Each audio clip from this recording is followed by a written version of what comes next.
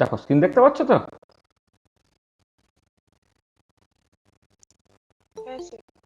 হুম, বলো। আগের দিন পড়াশোনায় কার কি অসুবিধা আছে বলো।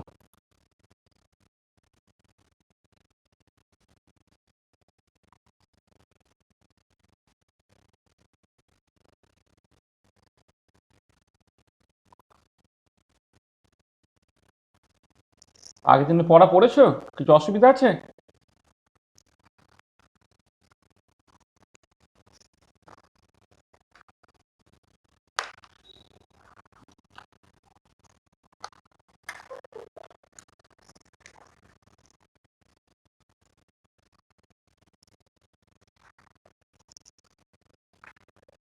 কি রে, কিছু অসুবিধা আছে? পড়েছিস? দেখেছিস একটু?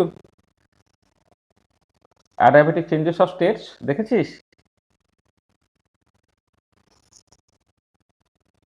পিডিএফ ভিডিও দেওয়া হয়েছে তো অ্যাডায়াবেটিক চেঞ্জেস অফ স্টেটে?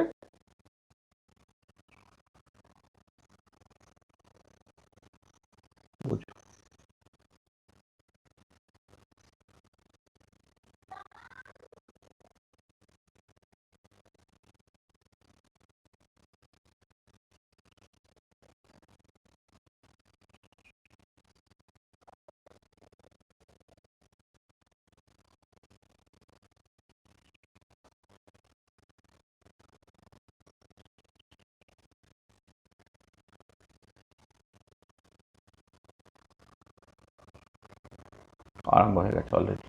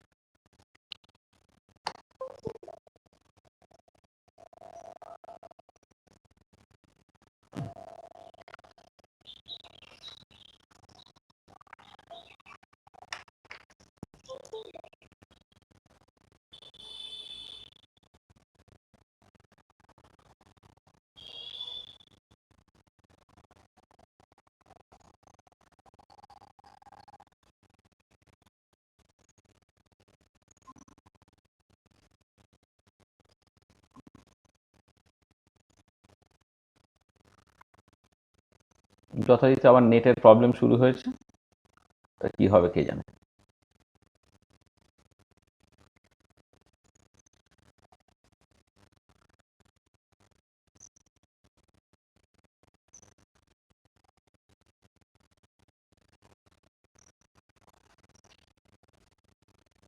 এত সমস্যা চলছে না, মানে এবারে এই কলকাতা না গেলে আমি এটা ঠিকও করতে পারছি না। এখানে কাকটা মিস্ত্রিকে খবর দিলাম, সে তো এলোই না কালকে।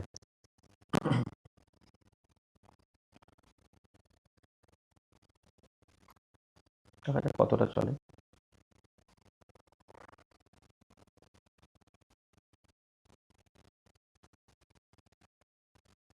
দেখো ঠিক আছে, দেখা যাচ্ছে তো?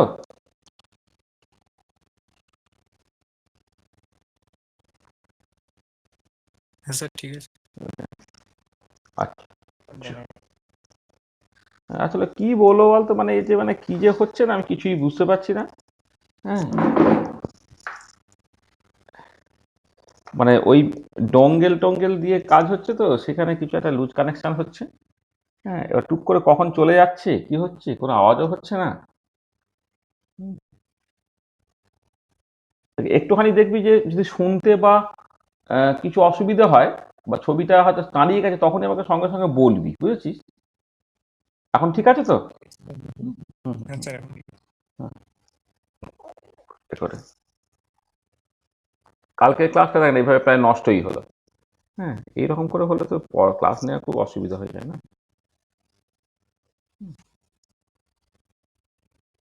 আচ্ছা দেখো, আচ্ছা আমরা অ্যাডায়াবেটিক চেঞ্জেস অফ স্টেটস পর্যন্ত আগের দিন বলেছি। মানে আগের দিন পর্যন্ত যেটা বলা হয়েছে তাতে কারো কি কোথাও কোনো অসুবিধা আছে, কিছু ডাউটস আছে, তাহলে বলে নাও প্রথমে। এটাখানে সময় না, সময় নিয়ে বলে নাও কোনো ডাউটস থাকলে। কোনো ডাউটস আছে? দেখেছিস সবাই? হ্যাঁ স্যার ঠিক আছে। ঠিক আছে, আচ্ছা। আচ্ছা, আজকে আমাদের যেটা আলোচনা হবে সেটা মূলত হচ্ছে থার্মোকেমিস্ট্রি। মানে আমাদের আজকে আমরা আলোচনা করতে চাইছি আর কি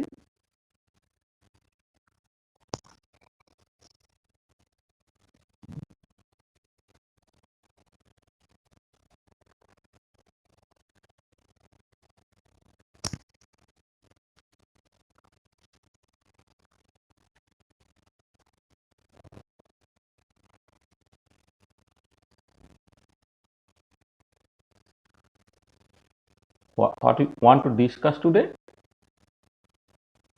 সেটা হচ্ছে all about থার্মোকেমিস্ট্রি।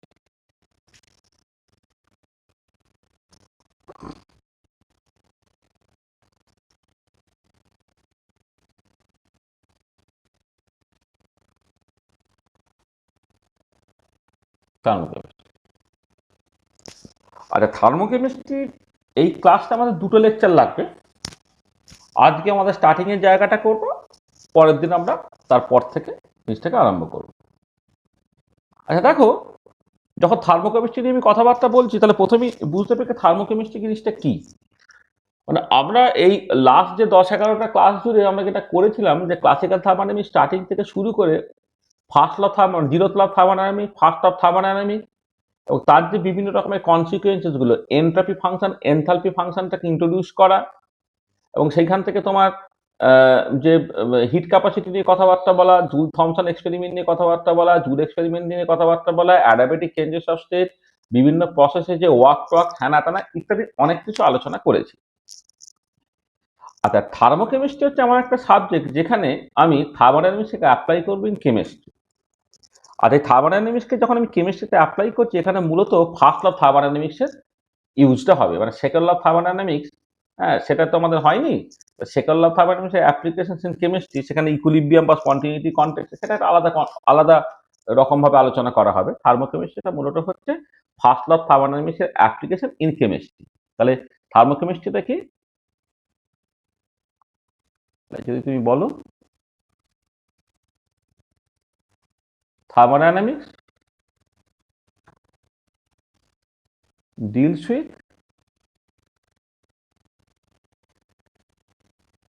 application of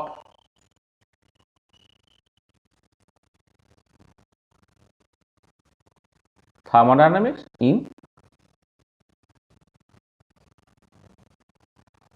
chemistry। এটা এক কথা বললে থার্মোডাইনামিক্সের অ্যাপ্লিকেশন ইন কেমিস্ট্রি। আর এখানে যে application of thermodynamics in chemistry, এই টোটাল থার্মোডাইনামিক্স যেহেতু আমাদের পড়া হয়নি, তাহলে আমরা মূলত এখানে যেটা করব, ফার্স্ট ল থার্মোডাইনামিক্সের অ্যাপ্লিকেশনটাকে দেখব ইন কেমিস্ট্রি। তাহলে in this chapter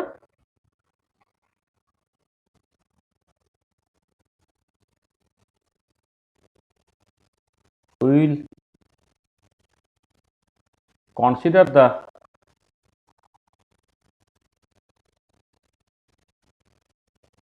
applications of first law of thermodynamics in chemistry। First law thermodynamics এর অ্যাপ্লিকেশনটা ইন কেমিস্ট্রি, সেটাই আমরা মূলত আলোচনাটাকে করব। ঠিক আছে, আচ্ছা আমাদের গল্পটা স্টার্ট হবে মানে মূলত হিট চেঞ্জেস নিয়ে। মানে বিভিন্ন রকমের কেমিক্যাল বা কোথাও কোথাও কিছু ফিজিক্যাল প্রসেস হচ্ছে, তার জন্য তোমার হিটের চেঞ্জ হচ্ছে, এই হিটের চেঞ্জ নিয়ে আমাদের মূলত আলোচনা করা, সেখান থেকে এক্সোথার্মিক, এন্ডোথার্মিক ইত্যাদি ইত্যাদি। হ্যাঁ, এবারে তোমরা জানো যে ফার্স্ট ল অফ থার্মোডাইনামিক্স একটা মেজর লিমিটেশন, সেটা হচ্ছে যে it says nothing regarding the spontaneity or equilibrium of a process. অর্থাৎ কোন একটা পার্টিকুলার প্রসেসের ফিজিবিলিটি আমি এখান থেকে বলতে পারবো না, কিন্তু আমি এটা বলতে পারবো যে যদি রিয়াকশনটা ঘটে তাহলে সেটা এক্সোথার্মিক হচ্ছে না এন্ডোথার্মিক হচ্ছে, বা ডেল্টা এইচটা নেগেটিভ হচ্ছে না পজিটিভ হচ্ছে, ইত্যাদি ইত্যাদি।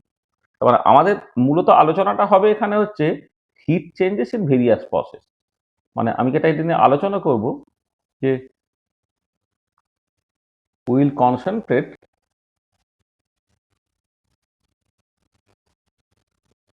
on the heat changes in various process. Heat changes in various process, এইটা নিয়ে আমরা আলোচনা করব। ঠিক আছে? আচ্ছা, হিট চেঞ্জ নিয়ে কথাবার্তা বললে যেটা প্রথমেই যেটা দরকার পড়ে সেটা হচ্ছে এই দেখো, তোমার হিট তো একটা পাথ প্রপার্টি। তাহলে হিট যদি পাথ প্রপার্টি হয় তাহলে বিভিন্ন পাথে হিটের চেঞ্জ আলাদা হবে। মানে কোন একটা পার্টিকুলার রিয়াকশন করছে, অর্থাৎ একটা পার্টিকুলার রিয়াক্টর থেকে পার্টিকুলার প্রোডাক্ট আমি যাচ্ছি, তার মানে হচ্ছে বেসিক্যালি হচ্ছে আমি একটা ইনিশিয়াল স্টেট থেকে ফাইনাল স্টেটে যাচ্ছি। তাহলে ইনিশিয়াল স্টেট থেকে ফাইনাল স্টেটে গেলেও বিভিন্ন পাথে গেলে কিন্তু হিট এক্সচেঞ্জটা আলাদা হবে, কারণ হিট একটা পাথ প্রপার্টি। তার মানে এটা কথা মাথায় রাখতে হবে যে heat is a path property. এর মানেটা কি, যে পরে particular reaction that is for a particular initial and final state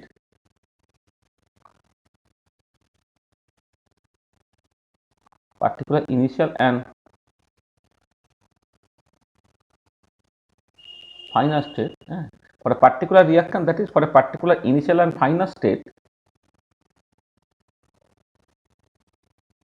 heat change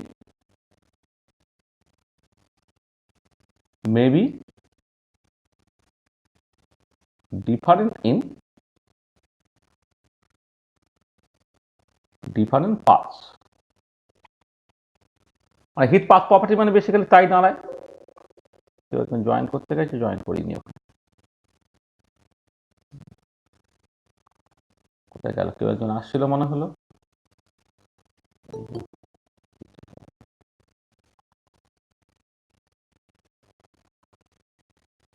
ঠিক আছে, তাহলে for a particular reaction that is for a particular initial and final state, heat change may be different in different paths.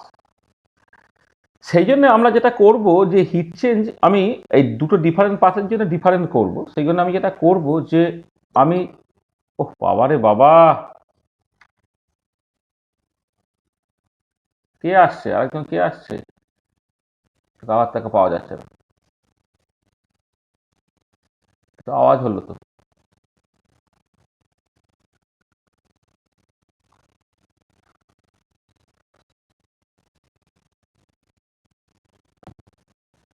দেখো, এবারে আমরা দু রকমের hit change নিয়ে আমরা কথাবার্তা বলবো।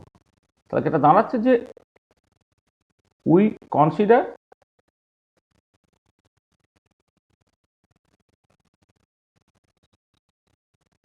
two types of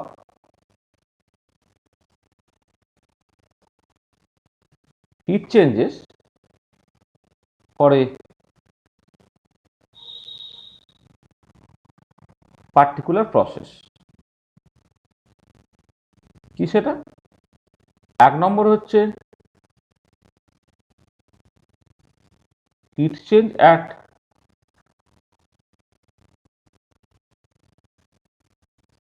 constant volume, সেটাকে আমি কিউ ভি দিয়ে লিখলাম। আর একটা হচ্ছে heat change at constant pressure,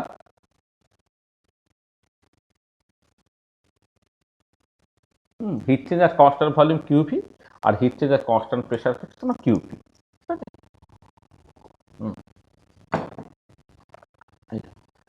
আচ্ছা, এবারে দেখো, এবার এদের ইন্টার রিলেশনটা আমাকে জানতে হবে। তাহলে আমি যদি প্রথম যে কাজটা দিয়ে স্টার্ট করি সেটা হচ্ছে, এটা পরীক্ষায় দেয় relation between QV and QP.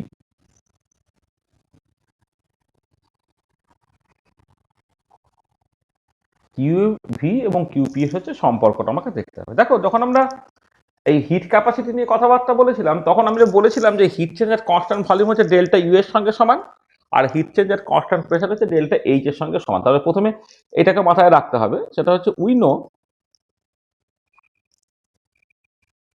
Q ভিটা হচ্ছে তোমার ডেল্টা ইউ এর সঙ্গে সমান,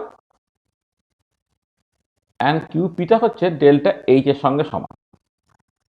মানে কনস্ট্যান্ট প্রেসারে হিট চেঞ্জ সেটাই হচ্ছে এনথালপির চেঞ্জ, আর কনস্ট্যান্ট ভলিউমে হিট চেঞ্জ সেটা হচ্ছে ইন্টারনাল এনার্জির চেঞ্জ। এবারে from the definition of enthalpy,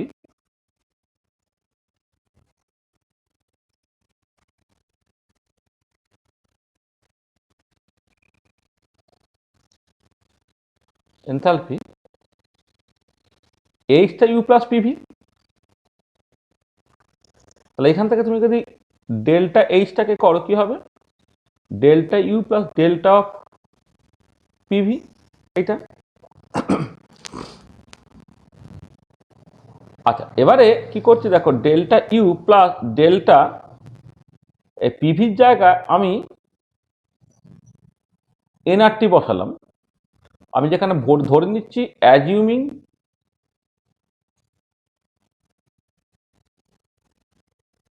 gas phase reaction where all the gases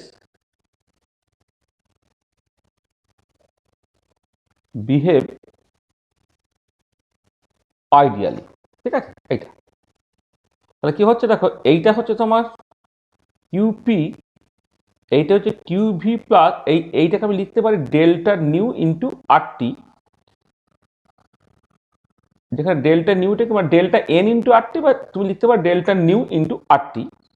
মানে বেসিক্যালি দেখো, যখন কোনো একটা কেমিক্যাল রিয়াকশন ঘটে, এই যে ডেল্টা এন আরটি বলছি, যদি টেম্পারেচারটা কনস্ট্যান্ট থাকে, তাহলে এটা কখন লিখবো, when temperature is kept constant, when temperature is kept constant, অর্থাৎ প্রসেসটার জন্য কোনো টেম্পারেচারের চেঞ্জ হচ্ছে না, তখন আরটিটা আলাদা হয়ে গেল। এবার ডেল্টা এনটা মানে কি, যখন কোনো একটা কেমিক্যাল রিয়াকশন ঘটে, এখানে ডেল্টা এন মানে বেসিক্যালি হচ্ছে product sum of the stoichiometric coefficient of the product minus sum of the stoichiometric coefficient of the reactant. এটাকে ডেল্টা এন দিয়েও লেখা হয়, ডেল্টা নিউ দিয়েও লেখা হয়। মানে যেখানে ডেল্টা নিউটা হচ্ছে তোমার এই মড অফ, আসলে স্টোইচিওমেট্রিক কোএফিসিয়েন্ট কেমিক্যাল কাইনেটিক্সে না, সেই প্রোডাক্টের জন্য পজিটিভ আর রিয়াক্ট্যান্টের জন্য নেগেটিভ ধরতে হয়। আমি এই পজিটিভ নেগেটিভ সাইনগুলোকে বাদ দিচ্ছি, এখানে মড নিয়ে নিচ্ছি। তাহলে mod of sum of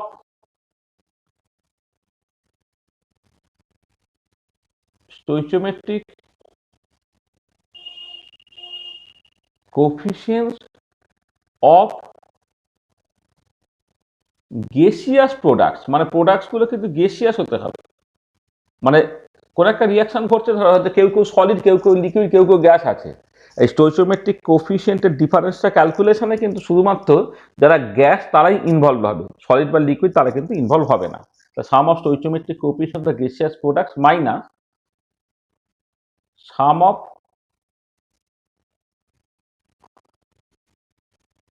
stoichiometric coefficients of gaseous reactant. এটা তোমাকে মাথায় রাখতে হবে। ধরো আমি একটা এক্সাম্পল বলছি, ধরো তুমি যখন nitrogen gas plus hydrogen gas থেকে যখন 2 অ্যামোনিয়া গ্যাস তুমি করবে, এই রিয়াকশনের ডেল্টা নিউটা হবে 2 মাইনাস 1 প্লাস 3 থেকে একটা মাইনাস 2 হবে। আচ্ছা, এবারে ধরো তুমি একটা অ্যামোনিয়াম ক্লোরাইড সলিড নিয়েছো, সেটা ভেঙে গিয়ে অ্যামোনিয়া গ্যাস তৈরি হলো, প্লাস ধরো তোমার HCl গ্যাস তৈরি হয়েছে। তার ক্ষেত্রে ডেল্টা নিউ কি হবে জানো, 2 মাইনাস এই 1 প্লাস 1, অর্থাৎ মানে 2 মানে এখানে 1 প্লাস 1 হিসেবেই লিখি, অ্যামোনিয়ার জন্য 1 হলো, HCl এর জন্য 1 হলো, মাইনাস অ্যামোনিয়াম ক্লোরাইড যেহেতু সলিড সেটাকে 0 ধরতে হবে, সেটাও কিন্তু তোমার 2 হবে। তারপরে এটা মাথায় রাখবে যে যখন তুমি ক্যালকুলেশনটাকে করবে তখন কিন্তু ওই মানে ডেল্টা নিউয়ের ক্যালকুলেশন করবে তখন শুধুমাত্র যারা গেসিয়াস অবস্থা আছে তারাই কিন্তু ক্যালকুলেশনে টেক পার্ট করবে, অন্যরা করবে না। এটা মাথায় রাখবে তুমি। এখানে অ্যামোনিয়াম ক্লোরাইড সলিড বলে স্টয়চিওমেট্রিক ক্যালকুলেশন এই যে 1+1 আর এখানে -1 করবে সেটা কিন্তু করা চলবে না। এখানে লিখেছি কি sum of the stoichiometric coefficient of the gaseous product মানে sum of the stoichiometric coefficient of the gaseous reactant. তাহলে দেখো যদি তুমি হিট চেঞ্জ আর কনস্ট্যান্ট ভলিউমে জানো, হিট চেঞ্জ আর কনস্ট্যান্ট প্রেসারে বের করে ফেলতে পারবে এই পার্টিকুলার রিলেশনের থ্রু দিয়ে। বা ডেল্টা এইচ এবং ডেল্টা ইউ এর যা রিলেশন, কিউপি এবং কিউভি এর হচ্ছে এক্স্যাক্টলি সেই রিলেশনটা। তো এই রিলেশনটা কিন্তু পরীক্ষায় আসে এবং এখান থেকে অনেক নিউমেরিক্যাল প্রবলেম আছে। ঠিক আছে, বোঝা গেল? এটা ঠিক আছে?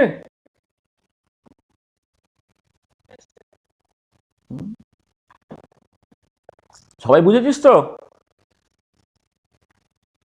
হ্যাঁ sir.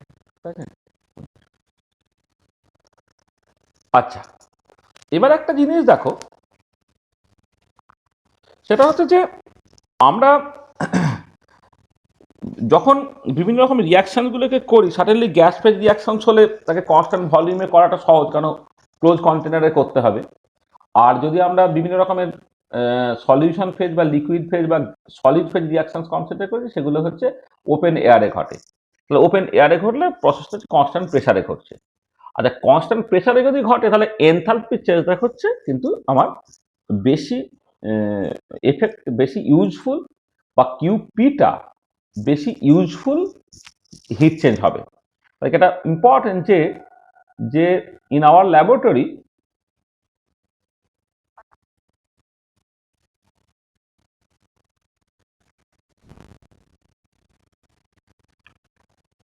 most of the reaction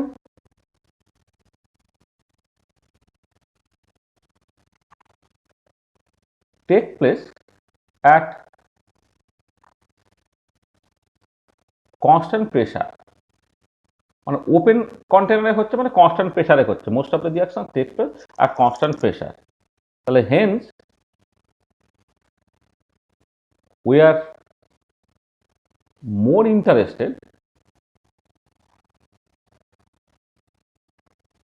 on QP or delta H.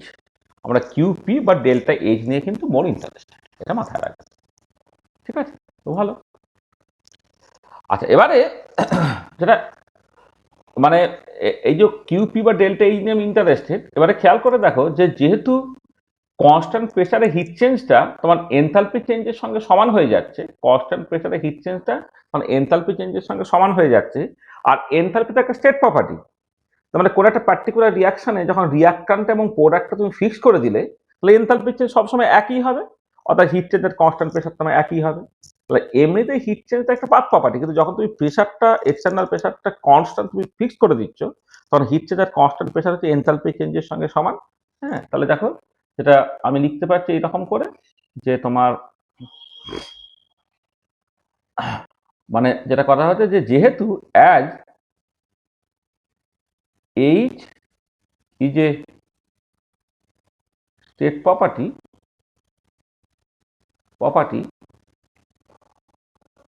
delta H or QP will be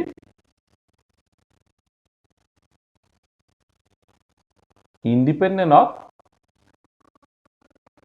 path of transformation for a particular reaction. Particular রিয়াকশনের জন্য এনথালপির চেঞ্জ বা কিউপি এর চেঞ্জটা হচ্ছে তোমার সবসময় একই হবে। মানে আমি একটা রিয়াকশন ধরো ফিক্স করে দিলে কার্বন গ্রাফাইট প্লাস অক্সিজেন মিলে কার্বন ডাইঅক্সাইড তৈরি হলো এক কনস্ট্যান্ট প্রেসারে, এইটুকু আমি ফিক্স করে দিলাম। তার জন্য তোমার এনথালপির চেঞ্জটা কিন্তু সবসময় একই হবে, অর্থাৎ হিটের চেঞ্জ আর কনস্ট্যান্ট প্রেসার সময় সবসময় একই হবে। আচ্ছা, এবং এইটা হওয়ার জন্য এইটা যখন তোমার মাথার মধ্যে ঢুকে যাবে না যে ডেল্টা এইচটা বা কিউপিটা সেটা অ্যাকচুয়ালি স্টেট প্রপার্টির মতো, সেটা পাথের উপর ডিপেন্ড করছে না, তাহলে সেখান থেকে দুটো ইম্পর্টেন্ট ল তোমার অটোমেটিক, সেটা আমি একটুখানি বলে নিই যে বেসিক লজ অফ থার্মোকেমিস্ট্রি দেখবে এখন আর তোমাকে আলাদা করে মনে রাখতে হবে না, এটা অটোমেটিক হয়ে যাবে। বেসিক লজ অফ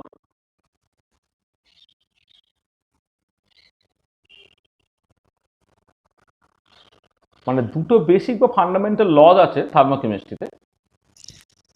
একটা ল বলা হচ্ছে law of Lavoisier and Laplace. তাহলে প্রথম যে লটা সেটা হচ্ছে ল অফ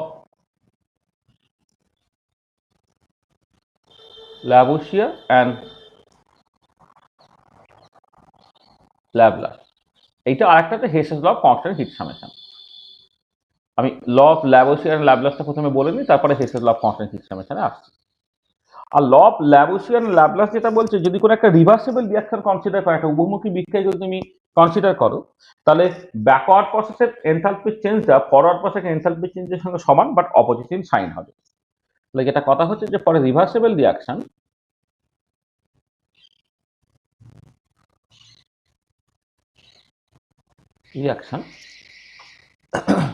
আমি একদম এনথালপি দিয়ে বলছি। দেখো লোকে দেখবে বইয়ে সব হিট চেঞ্জ দিয়ে বলা আছে, তাহলে হিট চেঞ্জ বললে কিন্তু হিট চেঞ্জ এর কনস্ট্যান্ট প্রেশার নাকি হিট চেঞ্জ এর কনস্ট্যান্ট ভলিউম তোমাকে উল্লেখ করে দিতে হবে। আর আমরা থার্মোকেমিস্ট্রিতে বা তুমি যখন অনেক রকম মানে থার্মোডাইনামিক প্যারামিটার নিয়ে কথাবার্তা বলো, এনার্জেটিক্স নিয়ে কথাবার্তা বলো, সর্বত্র দেবে এনথালপি টার্মটা ব্যবহার হয় বলে আমি এনথালপি দিয়ে সব পুরো ব্যাপারটাকে বলছি। পরে reversible reaction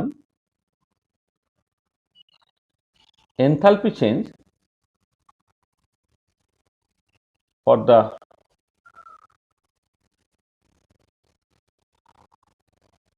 backward reaction will be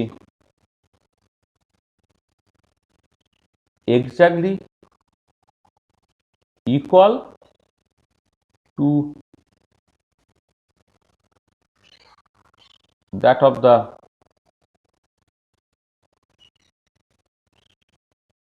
forward reaction, but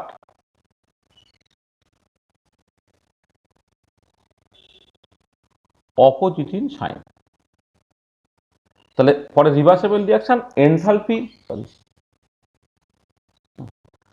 change for the backward reaction will be exactly the same, but will be exactly equal to that of the forward reaction but opposite in sign.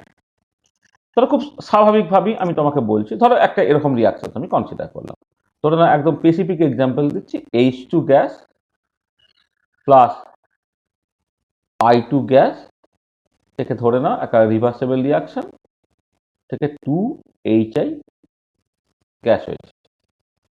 এই particular কেসে যদি forward প্রসেসটা তুমি consider করো, তাহলে enthalpy change for the forward process তুমি কি লিখবে না, basically 2 into molar enthalpy for HI gas minus molar enthalpy for H2 gas plus molar enthalpy for the I2 gas। কারণ এনথালপি কিন্তু একটা এক্সটেন্সিভ প্রপার্টি, তাহলে তুমি জাস্ট একটা রিঅ্যাকশনের জন্য যখন এনথালপি চেঞ্জ ক্যালকুলেট করবে, তাহলে প্রোডাক্টের জন্য তোমাকে কি লিখতে হবে 2 into molar enthalpy of HI, কারণ এখানে স্টোইচিওমেট্রিক কোএফিসিয়েন্টে 2 আছে, মাইনাস এইটা। আর এবারে যখন ব্যাকওয়ার্ড এটা ফরওয়ার্ড রিঅ্যাকশন, এবার ব্যাকওয়ার্ড রিঅ্যাকশনটা যখন তুমি কনসিডার করবে enthalpy for the backward reaction, সেটাকে এটাকে আগে লিখতে হবে, অর্থাৎ মোলার এনথালপি মানে স্টোইচিওমেট্রিক কোএফিসিয়েন্ট অফ H2 সেটা 1, তার মানে molar enthalpy of H2 gas plus molar enthalpy for the I2 gas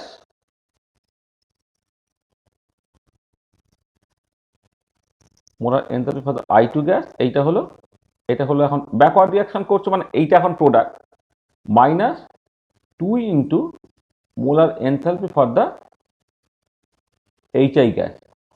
এবং পরিষ্কার দেখো এটা হচ্ছে তোমার আগেরটার সঙ্গে সমান বাট অপোজিট ইন সাইন হয়েছে। এবার ব্যাকওয়ার্ড রিঅ্যাকশনে এনথালপি চেঞ্জের সঙ্গে সমান বাট অপোজিট ইন সাইন হচ্ছে। এটা সবসময় সত্যি এবং খুব অটোমেটিক। দেখো যেহেতু এটা স্টেট প্রপার্টি, এনথালপি কিন্তু স্টেট প্রপার্টি বা হিটের চেঞ্জ আর কনস্ট্যান্ট প্রেসার কিন্তু স্টেট প্রপার্টি। বা কেউ যদি ইভেন মনে করতো যে সে কনস্ট্যান্ট ভলিউমে করবে, তো কনস্ট্যান্ট ভলিউমে হিটের চেঞ্জ মানে তো ইন্টারনাল এনার্জির চেঞ্জ, আর ইন্টারনাল এনার্জি কিন্তু স্টেট প্রপার্টি, তাহলে খুব অটোমেটিক্যালি হয়ে যাবে ব্যাকওয়ার্ড প্রসেসের ইন্টারনাল এনার্জি চেঞ্জটা ফরওয়ার্ড প্রসেসের সঙ্গে সমান বাট অপোজিট ইন সাইন, বা এই কনস্ট্যান্ট প্রেসারে হলে ফরওয়ার্ড প্রসেসের বা ব্যাকওয়ার্ড প্রসেসের এনথালপি চেঞ্জটা ফরওয়ার্ড প্রসেসের এনথালপি চেঞ্জের সঙ্গে সমান বাট অপোজিট ইন সাইন, সেটা আমি দেখো এখানে দেখালাম। এই যে ল অফ ল্যাভোসিয়ার এন্ড ল্যাপ্লাস, এটা অটোমেটিক, তুমি এটা অলরেডি জানো, কিন্তু এটা একটা পার্টিকুলার ল, তার নাম ছিল, সেটা হয়তো জানতে না।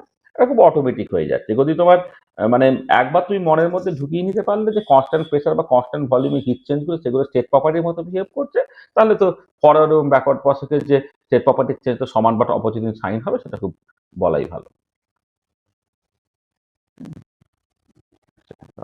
একটু বানানটা একটু ভুল লেখা আছে, ল্যাবরেটরি।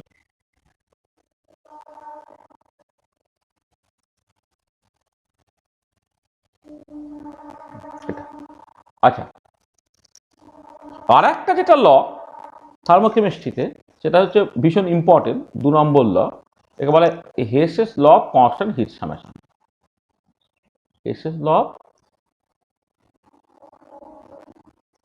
কনস্ট্যান্ট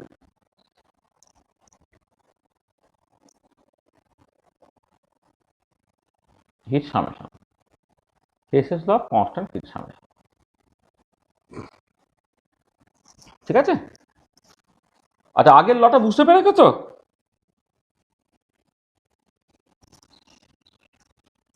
হ্যালো, হ্যাঁ হ্যাঁ sir.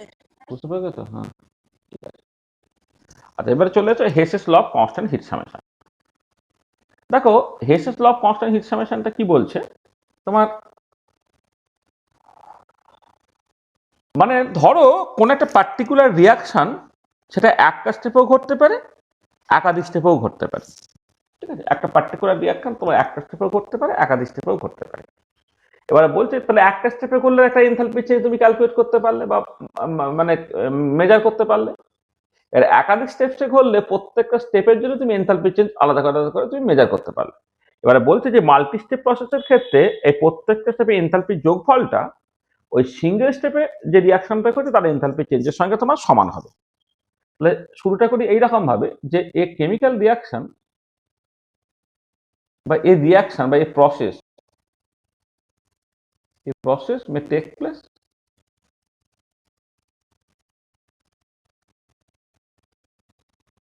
in a single step or in a number of steps। এবারে কথা হচ্ছে যে sum of change in enthalpies for the multi-step process will be exactly equal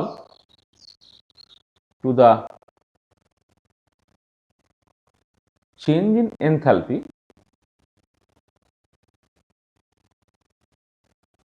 for the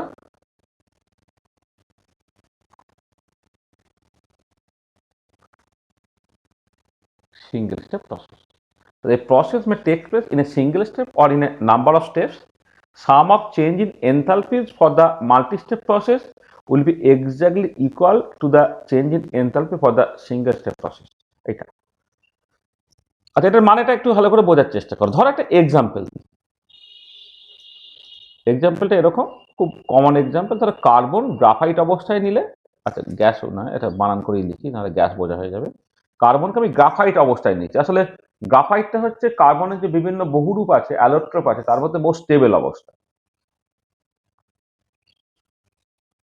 এইটা প্লাস ধরো তুমি অক্সিজেনকে গ্যাসিয়াস অবস্থায় নিলে, নিয়ে যেটা তৈরি হলো সেটা হচ্ছে কার্বন ডাইঅক্সাইড গ্যাস তৈরি হলো।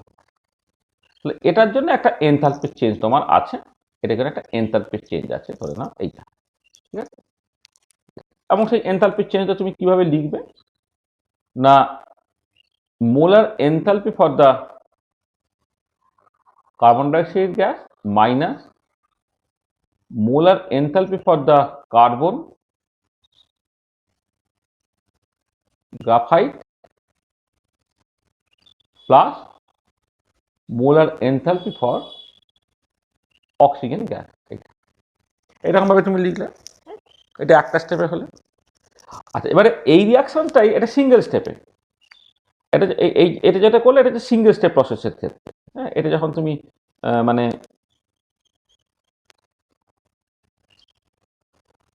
তাহলে এক্সাম্পলটা যখন তুমি দিচ্ছ, এটা ধরো প্রথমে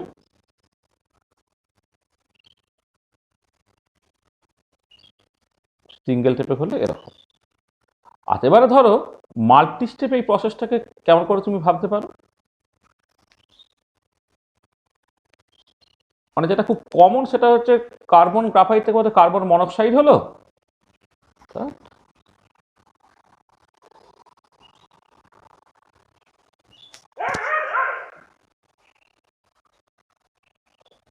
তার প্রথমে হলো কার্বন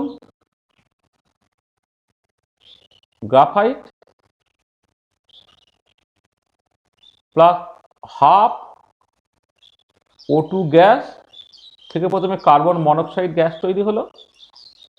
তারপরে হচ্ছে কার্বন মনোক্সাইড গ্যাস সে আবার হাফ O2-র সঙ্গে যুক্ত হয়ে গিয়ে তোমার কার্বন ডাইঅক্সাইড গ্যাস তৈরি করে।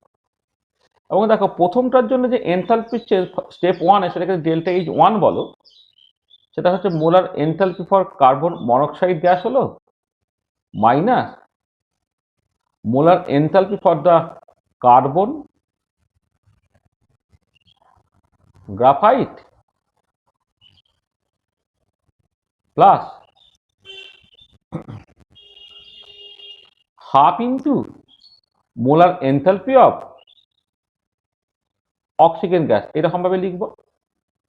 আর স্টেপ 2-তে যে এনথালপি চেঞ্জটা সেটা হচ্ছে molar enthalpy for carbon dioxide gas minus molar enthalpy for carbon monoxide gas plus half into molar enthalpy of oxygen gas, এটা হলো। আচ্ছা, এবারে খেয়াল করে দেখো, সেটা হচ্ছে যে তুমি যদি মানে ক্লিয়ারলি ডেল্টা H1 এবং ডেল্টা H2 এর যোগফলটা ডেল্টা H এর সঙ্গে সমান, মানে এই দুটোকে তুমি যোগ করে নাও, দেখো কার্বন মনোক্সাইড আর কার্বন মনোক্সাইড তোমার কেটে চলে যাবে। কেটে চলে গেলে তুমি পরিষ্কারভাবে দেখতে পাচ্ছ যে এই যেভাবে লিখছো এই মানে molar enthalpy for carbon dioxide হচ্ছে মাইনাস হচ্ছে এই molar enthalpy for carbon graphite plus half oxygen আর হাফ অক্সিজেন যুক্ত হয়ে অক্সিজেন, মানে পরিষ্কার delta H1 plus delta H2 delta H হচ্ছে। এবং এটাও দেখো ক্লিয়ারলি, তুমি যদি এই যে দুটো স্টেপের রিয়াকশনগুলো পেয়েছি, এই দুটো রিয়াকশন তুমি যোগ করো, যোগ করলে দেখো কার্বন মনোক্সাইড তোমার কেটে চলে গেল, আর এই দুটো যোগ করলেও তোমার বেসিক্যালি দেখো এই carbon graphite plus half O2 মিলে হচ্ছে O2 গ্যাস, সেখান থেকে কিন্তু তুমি কার্বন ডাইঅক্সাইড গ্যাস এটা কিন্তু তুমি পেয়ে যাচ্ছ। মানে ব্যাপারটা কি হলো দেখো, যে যেটা আমি বলেছি যে যদি কোনো একটা ট্রান্সফরমেশন একটা স্টেপে ঘটে বা একাধিক স্টেপসে ঘটে, তাহলে একাধিক স্টেপসে যে ঘটছে তার এনথালপি চেঞ্জের যে যোগফলগুলো সিঙ্গেল স্টেপে ঘটছে তার এনথালপি চেঞ্জের সঙ্গে সমান হবে, সেটা এক্সাম্পল থেকে বুঝতে পারা গেল। এবং কি হলো দেখো জিনিসটাকে, যে আমি এই যে মাল্টি স্টেপ প্রসেসে যখন রিয়াকশনসটা ঘটছে, সেই মাল্টি স্টেপ প্রসেসগুলোকে আমি আজ দুটো স্টেপে যোগ করে ওভারঅল রিয়াকশনটাকে লিখতে পারছি। ঠিক একই রকম করে এখানে যেমন এই দুটো রিয়াকশন, এটা যদি 1 নম্বর ইকুয়েশন বলো তুমি, এটাকে যদি 2 নম্বর ইকুয়েশন বলো, তাহলে 1 নম্বর 2 নম্বর ইকুয়েশন যোগ করে যেমন আগের ইকুয়েশনটা তুমি পেয়ে যাচ্ছ, এনথালপির ক্ষেত্রেও ঠিক একই রকম ভাবে তুমি এটাকে লিখতে পারছো। মানে এটা যেমন এক্ষেত্রে কেমন ডিরেক্টলি যোগ করে পাওয়া গেল, অনেক ক্ষেত্রে দেখা যাবে যে মাল্টি স্টেপ মানে সত্যি সত্যি আরো কতগুলো স্টেপসে ঘটছে, তখন হয়তো হবে 1 নম্বর ইকুয়েশনে 2 দিয়ে গুণ করিয়া, 2 নম্বর ইকুয়েশনকে 5 দিয়ে গুণ করিয়া, 3 নম্বর ইকুয়েশনে 1 দিয়ে গুণ করিয়া, যোগ করিয়া, বিয়োগ করিয়া পাই বলে একটা ওভারঅল রিয়াকশন পেলে। যেমন করে রিয়াকশন গুলো এরকম কিছু দিয়ে গুণ করে, যোগ করে, বিয়োগ করে তুমি একটা ফাইনাল রেজাল্ট থেকে পৌঁছাবে, এনথালপির ক্ষেত্রেও তুমি জিনিসটা এইরকম ভাবে পৌঁছাতে পারবে। মানে এই যেটা কথা সেটা হচ্ছে যে due to this Hess's law of constant heat summation, তুমি কেমিক্যাল রিয়াকশনস গুলোকে বা থার্মোকেমিক্যাল ইকুয়েশনস গুলোকে তুমি জাস্ট অ্যালজেব্রিক ইকুয়েশনের মতো করে তুমি ট্রিট করতে পারবে। এটা খুব ইম্পর্টেন্ট। তাহলে যেটা দাঁড়াচ্ছে কি due to Hess's law of constant, with the Hesses of constant heat summation, we can treat the thermochemical equations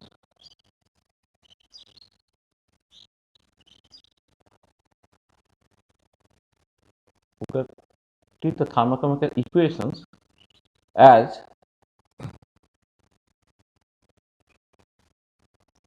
algebraic equation.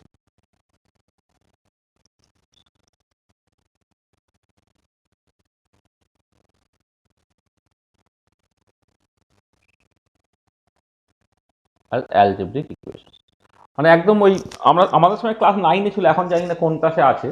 ওই ধরো তোমার ax plus by equal to মানে বা a1x plus b1y equal to c1, আবার a2x plus b2y equal to c2। এই দুটো equation থেকে দুটো ইকুয়েশন থেকে x আর y তোমাকে বের করতে হবে। আমরা এরকম করি না, এই 1 নম্বর ইকুয়েশনকে 2 দিয়ে গুণ করিয়া, 2 নম্বর ইকুয়েশনকে 5 দিয়ে গুণ করিয়া বিয়োগ করিয়া পাই, বলে একটা ভেরিয়েবল তোমার আউট হয়ে গেল, আর একটা ভেরিয়েবলের ভ্যালু তুমি বের করে নিতে পারলে। এখানে ঠিক সেই রকম করে তুমি থার্মোকেমিক্যাল ইকুয়েশনস গুলোকে অ্যালজেব্রিক ইকুয়েশনের মতো ট্রিট করে তুমি সলভ করতে পারবে। ঠিক আছে, বোঝা গেল যেটা বলতে চাইলাম? আচ্ছা ঠিক আছে। Yes, sir. এই যে আমি জিজ্ঞেস করলে সঙ্গে সঙ্গে না হুহা একটা বলে দিস বাবা, না হলে আমি ভাবছি কি মানে এই ফোন কেটে যায়। এই কালকে যারা ক্লাস করেছে তারা খুব ভালো করে জানে। হ্যাঁ, মানে মানে কি বলবো, মানে ক্লাসটাই আমি নিতে পারি না এমন অবস্থা হয়েছে। এখন এই তো এখনো কিছুক্ষণ চললো, এবারে হঠাৎ করে কি আরম্ভ হবে ভগবান জানে। হ্যাঁ, এ খুব সমস্যা, এতে কনফিডেন্স চলে যায়।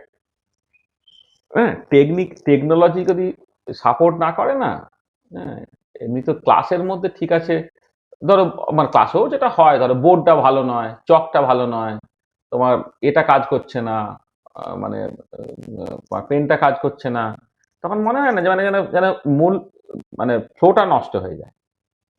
আর এখানে তো আরোই সমস্যা, এমনি তোমাদের মুখ টুক দেখতে পাচ্ছি না, তারপরে যদি এই টেকনোলজিক্যাল প্রবলেমগুলো হয় তাহলে তো আরোই সমস্যা। আচ্ছা, ঠিক আছে তো। আচ্ছা আচ্ছা, নেক্সট একটা জিনিস দেখো। আচ্ছা, একটা ব্যাপার দেখো যে যখন কোন একটা পার্টিকুলার রিয়াকশনের জন্য আমি এনথালপি চেঞ্জ ক্যালকুলেট করছি, এই পার্টিকুলার রিয়াকশনের জন্য যে এনথালপি চেঞ্জটাকে ক্যালকুলেট করলাম, সেই এনথালপি চেঞ্জটা তোমার মানে এনথালপি তো টেম্পারেচার প্রেসারেরও ফাংশন। তাহলে এক হচ্ছে রিয়াকশন থেকে প্রোডাক্ট যাচ্ছে, কিছু বন্ড ভাঙা গড়ার খেলা চলছে, তার জন্য একটা এনথালপি চেঞ্জ হচ্ছে। আমি এইটুকুই শুধু দেখতে চাইছি। তাহলে আমি যখন এই যে কার্বন প্লাস অক্সিজেন মিলে কার্বন ডাইঅক্সাইড তৈরি হচ্ছে, সেখানে অক্সিজেন বন্ডটা ভাঙলো আর তার বদলে দুটো সিও বন্ড তৈরি হলো, আমি তো এইটুকুর জন্যই এনথালপি চেঞ্জটাকে ক্যালকুলেট করতে চাইছি। কিন্তু যদি এমন হতো রিয়াকশনটা যে টেম্পারেচার প্রেসারে আছে, প্রোডাক্টটা অন্য টেম্পারেচার প্রেসারে থাকতো, তাহলে টেম্পারেচার প্রেসার চেঞ্জের জন্য এবং এনথালপির উপর টেম্পারেচার প্রেসার ডিপেন্ডেন্সটা কেমন তার মতো করে এনথালপি চেঞ্জের উপরে টেম্পারেচার প্রেসার একটা এফেক্ট থেকে যেত। আমি সেই পার্টটাকে ধরো দেখতে চাইছি না। তার মানে যেটা ইম্পর্টেন্ট যে delta H depends on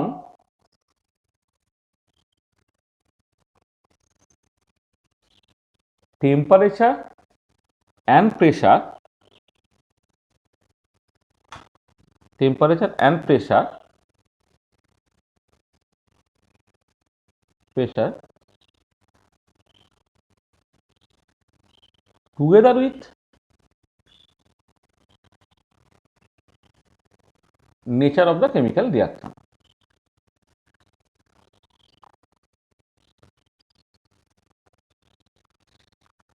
Nature of the chemical reaction. তাহলে ডেল্টা এইচটা টেম্পারেচার এবং প্রেসারের উপর ডিপেন্ড করে together with nature of the reaction. মানে মানে মানে যে রিয়াকশনটা তুমি কনসিডার করছো সেখানে তো কিছু বন্ড ভাঙা, কিছু বন্ড করা বা স্পেসিফিক রিয়াকশন স্পেসিফিক প্রোডাক্ট, তার সঙ্গে সঙ্গে ডেল্টা এইচটা টেম্পারেচার এবং প্রেসারের উপর ডিপেন্ড করে। আচ্ছা, তাহলে যেটা ইম্পর্টেন্ট, তাহলে টেম্পারেচার প্রেসার ডিপেন্ডেন্স তুমি কি করে বাদ দিতে পারো? তাহলে এই temperature dependence and pressure dependence আমি বলি, temperature and pressure dependence may be avoided if we assume that both the reactants and products are at same temperature and pressure and at the same time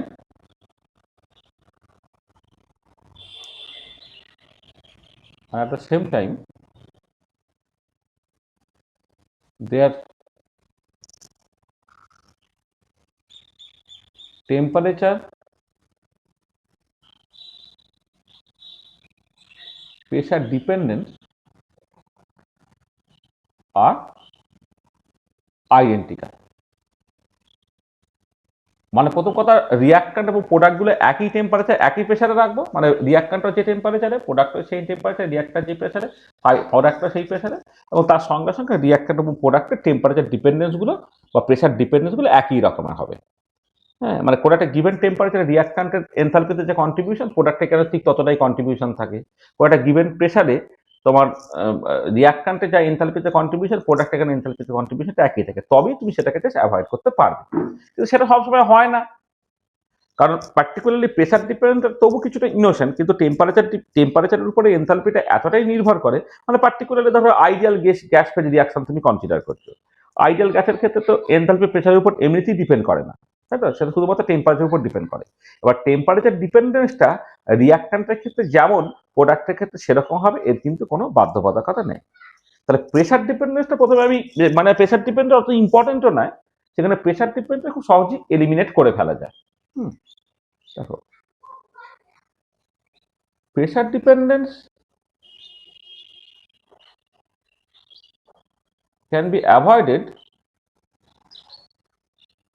by introducing the concept of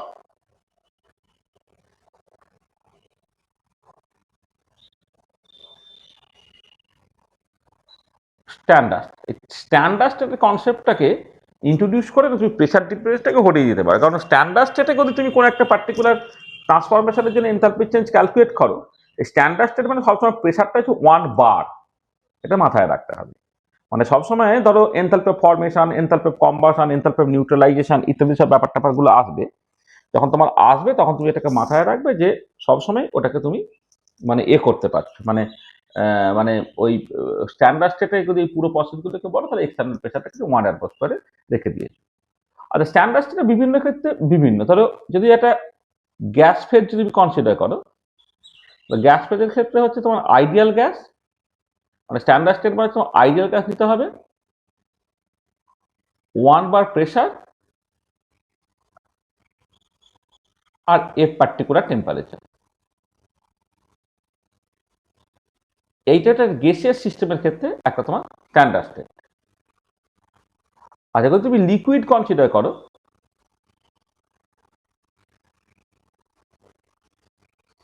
liquid ফেজের ক্ষেত্রে সেটা হচ্ছে, আর এখানে একটা pure জুড়ে দেওয়া উচিত, pure ideal gas, mixer না, এটা যেটা পিওর লিকুইড হতে হবে, সেই 1 বার প্রেসার তোমাকে নিতে হবে, আর একটা পার্টিকুলার টেম্পারেচার কোন টেম্পারেচার তার কোনো ঠিক ঠিকানা নেই, কিন্তু যে টেম্পারেচার নেবে সেটা হচ্ছে একটা ফিক্সড, একটা মানে মেনশন করে দিতে হবে যে 25 ডিগ্রি মানে 25 ডিগ্রি, 20 ডিগ্রি মানে 20 ডিগ্রি। এটা এটা সলিড ফেজ হলে কি হবে, আর সলিড ফেজের ক্ষেত্রে তোমাকে একটা pure and perfectly crystalline solid নিতে হবে। পিওর অ্যান্ড আমার ফার্স্ট নিলে হবে না, পিওর অ্যান্ড পারফেক্টলি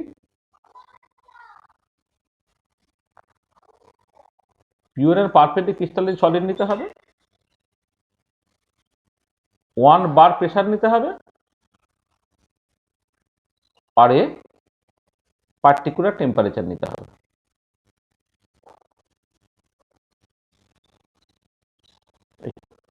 এটাকে সলিড ফেজে। আর যদি তুমি কোনো একটা সলিউশন কনসিডার করো, সলিউশনটা হচ্ছে তোমার একটা আইডিয়াল সলিউশন, 1 মোলালিটি কনসেন্ট্রেশন নিতে হবে, 1 বার প্রেশার নিতে হবে, আর at a particular temperature, a particular temperature।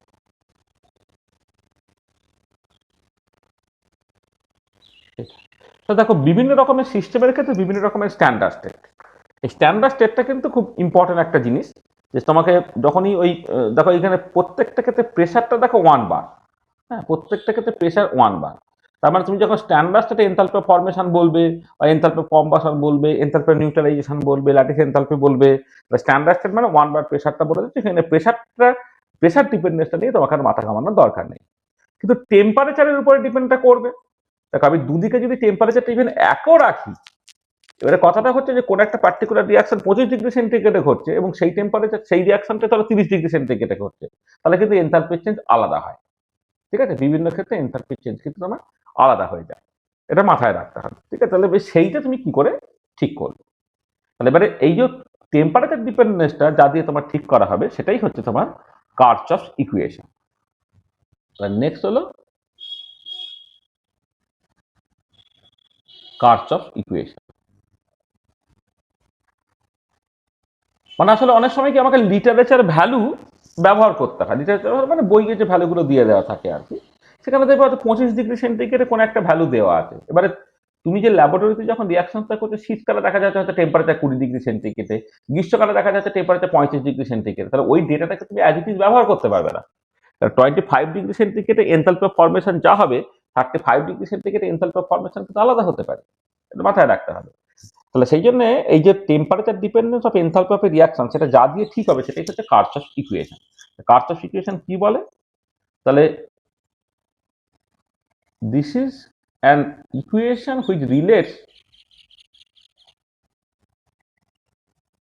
which relates enthalpy change for a process as a function of enthalpy change for a reaction, process না করে for a reaction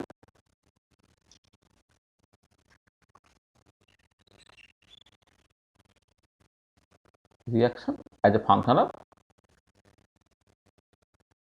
temperature. তাহলে it is an equation which relates enthalpy change for a reaction as a function of temperature, বা টেম্পারেচারের function হিসেবে enthalpy of reaction তুমি কেমন করে consider করবে। ধরো আমি একটা সিম্পল রিয়াকশন দিয়ে শুরু করছি। কনসিডারে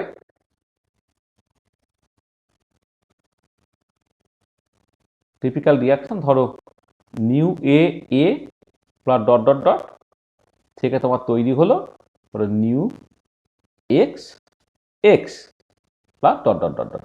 মানে অনেক রিয়াকশানটা আছে A B C D dot dot dot dot, সেখান থেকে প্রোডাক্ট হচ্ছে X Y Z dot dot dot. আমি অনেকগুলো আর লিখছি না আর কি, মানে একটা রিয়াকশান এখানে নিলাম, এখানে একটা প্রোডাক্ট নিলাম, এখানে একাধিক রিয়াকশান থাকতে পারে, একাধিক প্রোডাক্ট তোমার থাকতে পারে। তাহলে এনথালপি অফ দ্য রিয়াকশন এখানে কি লিখবো আমি? এনথালপি অফ দিস রিয়াকশন, দেখো আমি যেভাবে লিখে আসছিলাম, তাহলে এই রিয়াকশন বদলে করে আমি একটা সাফিক্স আর দিয়ে দিচ্ছি। সেটা কি হবে? সেটা হচ্ছে stoichiometric coefficient of the product into molar enthalpy of X plus dot dot dot. এগুলো প্রোডাক্টের জন্য হলো মাইনাস রিয়াকশনটাই করলে stoichiometric coefficient of A into molar enthalpy of A plus dot dot dot dot. এটা হলো, ঠিক আছে। আচ্ছা, এবারে তুমি এক কাজ করো, এই যে রিয়াকশনসটাকে তুমি মানে সবসময় কি এনথালপি অফ রিয়াকশন মানে প্রোডাক্টের এনথালপি মানে রিয়াক্ট্যান্টের এনথালপি, প্রোডাক্টের এনথালপি মানে এটা, রিয়াক্ট্যান্টের মানে এনথালপি মানে এটা। এবার এটাকে তুমি ডেরিভেটিভ করো with respect to temperature keeping pressure as constant, differentiating both sides with respect to temperature keeping pressure as constant. কি হবে?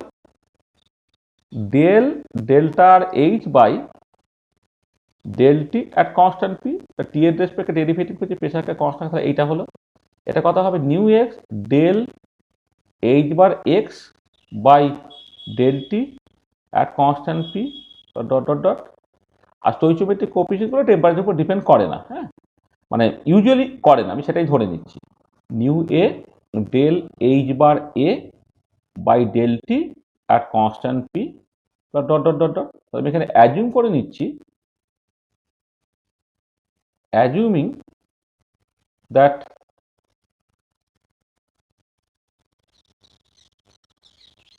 stoichiometric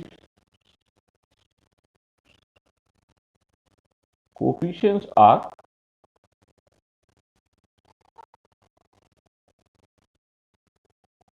independent of temperature. ঠিক আছে?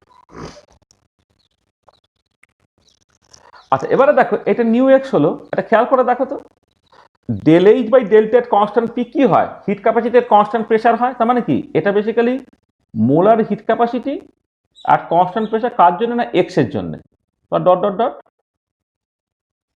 মাইনাস নিউ এ, এটা কি মোলার হিট ক্যাপাসিটি আর কনস্ট্যান্ট প্রেসার কার জন্য? না এ এর জন্য। এইটা ডট ডট ডট ডট এইটা। আচ্ছা, এইটাকে তুমি লেখো ডেল্টা আর সিপি, এইরকম ভাবে লেখো, যেখানে ডেল্টা আর সিপিটা হচ্ছে যেমন ডেল্টা আর এইচ লিখেছি আর কি, ঠিক সেই নোশনটাকে কাজে লাগিয়ে হচ্ছে new x into CP bar of x dot dot dot, মানে প্রোডাক্টের hit capacity, minus nu A CP bar of A dot dot dot dot. ঠিক আছে? আচ্ছা, এটা খুব কাজে লাগবে। ডেল্টা আর সিপিটা না, দেখবে যখন কোনো একটা কেমিক্যাল রিয়াকশন দেওয়া থাকবে, ধরো নাইট্রোজেন হাইড্রোজেন মিলে অ্যামোনিয়া রিয়াকশন ঘটছে, সেখানে নাইট্রোজেনের মোলার হিট ক্যাপাসিটি, হাইড্রোজেনের মোলার হিট ক্যাপাসিটি, অ্যামোনিয়ার মোলার হিট ক্যাপাসিটি আর কনস্ট্যান্ট প্রেসার, এগুলো সব বলে দেওয়া থাকবে। তো সেইগুলো থেকে এই ফর্মুলাটাকে কাজে লাগিয়ে ডেল্টা সিপিটা তোমাকে বের করে নিতে হবে। তার মানে কি হলো দেখো, তাহলে এই যে জিনিসটা দাঁড়াচ্ছে delta R H by del T at constant pressure, সেটা হচ্ছে তোমার ডেল্টা আর সিপির সঙ্গে সমান হচ্ছে। তাহলে এই যেটা তুমি পেলে, এই যে ইকুয়েশনটা, this is the differential form of Kirchhoff equation. This is the differential বা ডেরিভেটিভ ফর্ম আর কি। This is the differential form of Kirchhoff equation.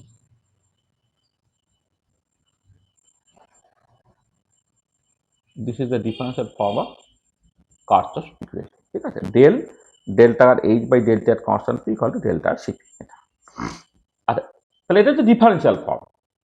আর এবারে ইন্টিগ্রেটেড ফর্মটাকে বের করবে কি করে? তুমি দেখো, যদি ডি ডেল্টা আর এইচ, এটাকে তুমি লেখো কি হবে? এখানে ডেল্টা আর সিপি ইন্টু ডিটি হয়ে গেল। মানে তুমি জাস্ট এই ডিটি থেকে ডান দিকে নিয়ে চলে গেলে, তাহলে D delta R H equal to delta R CP into DT হয়ে গেল। এবার তুমি ইন্টিগ্রেট করো।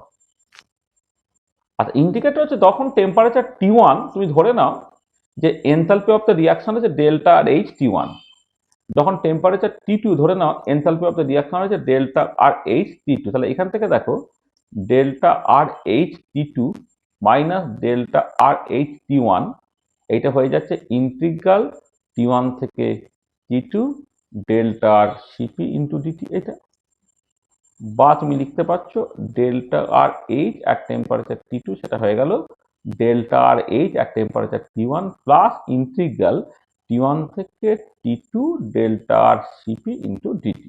এটা দেখো, তার মানে কি হচ্ছে, যদি T1 টেম্পারেচারে enthalpy change of the reaction তুমি জানো, এইটা এই যে T1 টেম্পারেচার তুমি যদি জানো, তার T2 টেম্পারেচারে enthalpy change of the reaction কি হবে, সেইটা দেখো বেসিক্যালি এই ফর্মুলা থেকে তুমি বের করতে পারছো। Delta R H T2 equal to delta R H T1 plus integral T1 থেকে T2 ডেল্টা আর সিপি। এটা হচ্ছে integrated form.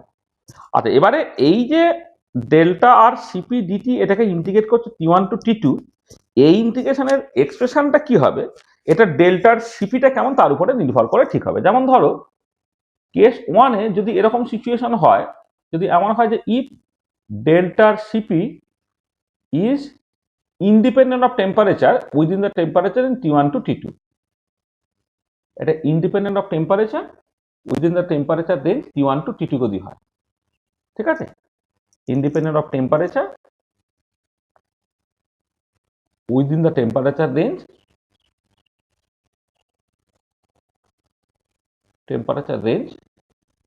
T1 to T2, এটা যদি হতো delta Cp is independent of temperature within the temperature range T1 to T2, তাহলে কি হবে? তাহলে দেন পরিষ্কার delta H at temperature T2 টা লিখতে পারবে delta R H at temperature T1 plus delta Cp into T2 minus T1। দেখো এটা যখন তুমি ইন্টিগ্রেট করছো ডেল্টা Cp ইন্টিগ্রেশনের বাইরে চলে এলো, আর তুমি যখন এই ইন্টিগ্রেশনটাকে করলে এখানে T2 মাইনাস T1 হয়ে গেল, তাহলে এইটা পেয়ে যাবে তখন। আচ্ছা, এবারে অনেক ক্ষেত্রে কিন্তু ডেল্টা Cpটা টেম্পারেচার ইন্ডিপেন্ডেন্ট হয় না, তাহলে টেম্পারেচার ডিপেন্ডেন্সটা তুমি জাস্ট পলিনোমিয়াল ফর্মে লেখো। যদি এমন হয় যে if delta Cp depends on temperature, তখন কি হবে? আমি বললাম যে লেট ডেল্টা Cpটা না এরকম দেখতে, alpha plus beta T plus gamma T square plus dot dot dot, মানে ডেল্টা Cpটা একটা পলিনোমিয়াল ফর্মে দেখতে এইটা। তাহলে কি হবে? তাহলে delta R H at temperature T2 হয়ে যাবে delta R H at temperature T1 plus integral T1 থেকে T2 alpha plus beta T plus gamma T square plus dot dot dot into DT. মানে এমন একটা রিয়াকশন কনসিডার করলে যেখানে এনথালপি মানে hit capacity at constant pressure for the reaction, সেটা এরকম পলিনোমিয়াল ফর্মে দেখতে alpha plus beta T plus gamma T square plus dot dot dot. এটা ইউজুয়ালি এই ধরনেরই দেখতে হয়।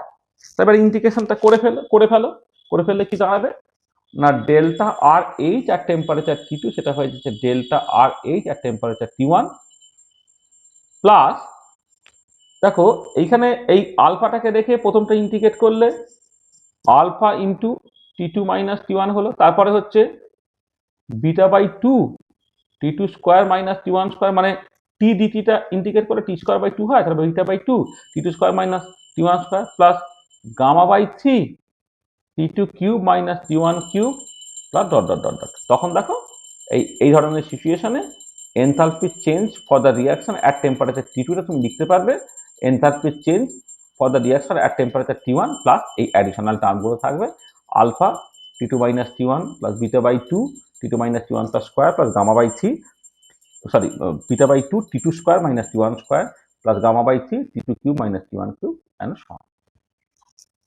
তাহলে বুঝতে পারলে কার্চফ ইকুয়েশনটা কি, তার ডিফারেন্সিয়াল ফর্ম এবং তার ইন্টিগ্রেটেড ফর্মগুলো কেমন দেখতে হতে পারে। ঠিক আছে,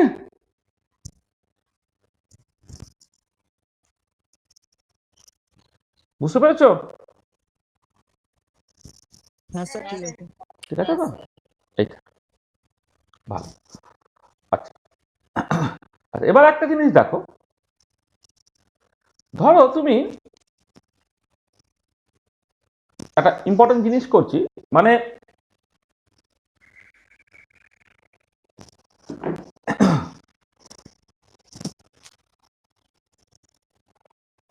আচ্ছা একটু আগে থেকেই বলি। ধরো তুমি বিভিন্ন রকমের প্রসেস কনসিডার করছো, বিভিন্ন রকম প্রসেস কনসিডার করছো, মানে মানে ধরো কোন একটা কম্পাউন্ড তুমি ফর্ম করছো, কোন একটা কম্পাউন্ডকে তুমি তার কম্বাসন করছো, দহন করছো, একটা ল্যাটিস তুমি তৈরি করছো, একটা বন্ড ব্রেক করছো বা বন্ড তুমি ফর্ম করছো, একটা অ্যাসিড বেস নিউট্রালাইজেশন করছো, একটা ক্রিস্টালাইজেশন করছো, তাহলে বিভিন্ন রকমের ফিজিক্যাল অ্যান্ড কেমিক্যাল প্রসেস কিন্তু ঘটে।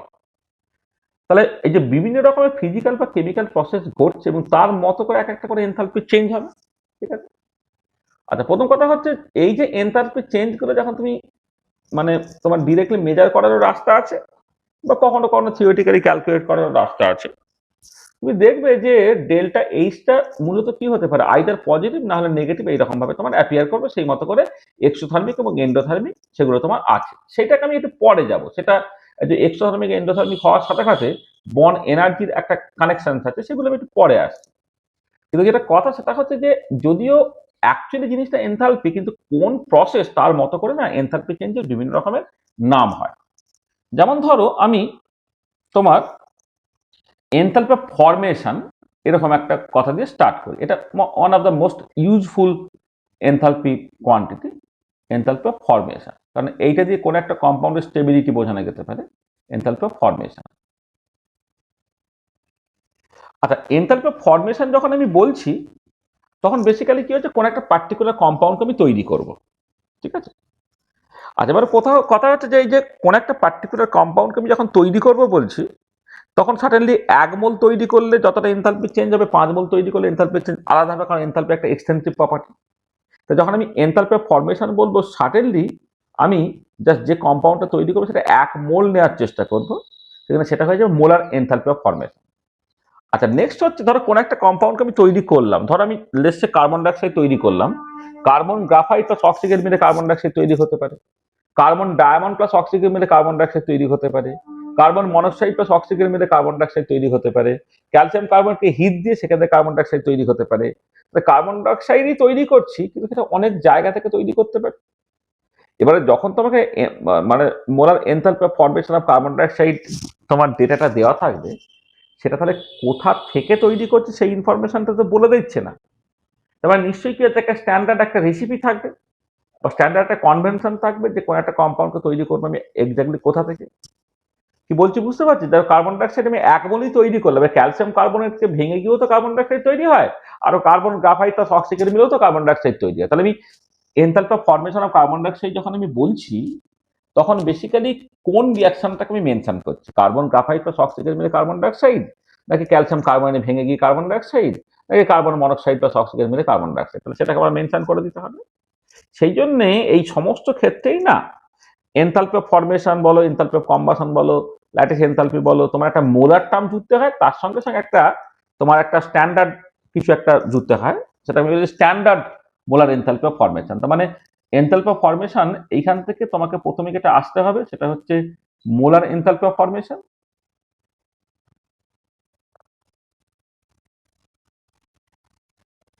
Enthalpy of formation. তারপরে আসতে হবে তোমার standard molar enthalpy of formation. Enthalpy of formation, molar enthalpy of formation, standard molar enthalpy of formation. Standard molar enthalpy of ফরমেশনটা কি একবার যে ডিফাইন করা যায়, সেটা হচ্ছে যে standard molar enthalpy of formation of a compound is the change in enthalpy to form 1 mole of this compound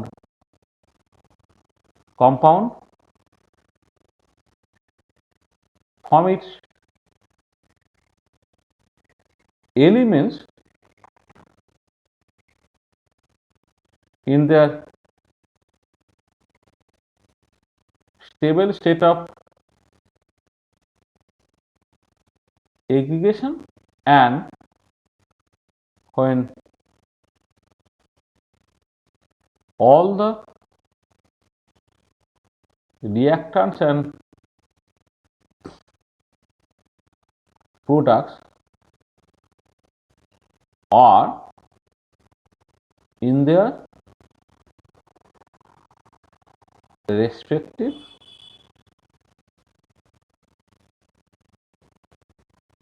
standard states. কি হলো? The standard molar enthalpy of formation of a compound is the change in enthalpy to form 1 mole of this compound from its elements in the stable state of aggregation, and when all the reactants or product are in their respective standards. তাহলে এই হচ্ছে standard একটা package যা define করার জন্য। তাহলে আমি একবারে সরাসরি standard molar enthalpy of formation আসবো। তোমাকে যদি মোলার এনথালপি অফ ফরমেশন বলে, তাহলে এই যে পরের পার্টটা when all the reactants, এই যে and when all the reactants are in the respective standards, এটাকে বাদ দিয়ে দেবো। যদি শুধু এনথালপি অফ ফরমেশন বলে আমার কাছে 1 মোলটাকে বাদ দিয়ে দেবো। হ্যাঁ, তার মানে একদম সরাসরি যে ডেটাটা তোমার দেওয়া থাকে কোন একটা গিভেন টেম্পারেচারে standard molar enthalpy of formation, হ্যাঁ standard molar enthalpy of formation, সেখানে কিন্তু তোমাকে 1 মোল কম্পাউন্ড তৈরি করতে হবে from its elements in the stable state of aggregation and when the reactants or products are in the respective standard state. আর stable state of aggregation মানেটা কি? ধরো তুমি একটা কার্বন ডাইঅক্সাইড তৈরি করতে চাইছো, তাহলে তুমি চাইছো হচ্ছে, এক্সাম্পল আমি বলি, ধরো তুমি এই কার্বন ডাইঅক্সাইড গ্যাসটাকে তৈরি করতে চাইছো। কার্বন ডাইঅক্সাইড গ্যাস যখন তৈরি করবে সেটা তুমি 1 মোল তৈরি করবে। আচ্ছা, এবারে এই কার্বন ডাইঅক্সাইড গ্যাসটা যখন তৈরি করছো, কার্বন ডাইঅক্সাইডের মধ্যে কে কে আছে না কার্বন আছে আর অক্সিজেন আছে। সেটা তোমাকে তৈরি করতে হবে কিন্তু একদম সরাসরি কার্বন থেকে এবং অক্সিজেন থেকে করেই তোমাকে কার্বন ডাইঅক্সাইডটা তৈরি করতে হবে। মানে কার্বন ডাইঅক্সাইড তৈরি হচ্ছে যেহেতু কার্বন এবং অক্সিজেন থেকে, সেটা কার্বন এবং অক্সিজেন থেকে সেটাকে তোমাকে তৈরি করতে হবে। আর এবারে কথাটা হচ্ছে অক্সিজেনকে তুমি তার স্টেবল স্টেট অফ এগ্রিগেশন নেওয়া আছে, অক্সিজেনকে গ্যাসিয়াস অবস্থায় নিতে হবে। অক্সিজেন তো চেষ্টা করলে তুমি লিকুইড বা সলিড অবস্থায় পেতে পারো, সেটা নেওয়া যাবে না। আর কার্বন, তাতে বিভিন্ন রকমের অ্যালোট্রপ আছে। কার্বনের মধ্যে স্টেবল অবস্থা হচ্ছে সলিড, এবং সলিড যে বিভিন্ন রকম অ্যালোট্রপস আছে, যেমন ডায়মন্ডস আছে, ধরো চারকোল আছে, তোমার গ্রাফাইট আছে। তার মধ্যে গ্রাফাইটটা হচ্ছে তোমার মোস্ট স্টেবল।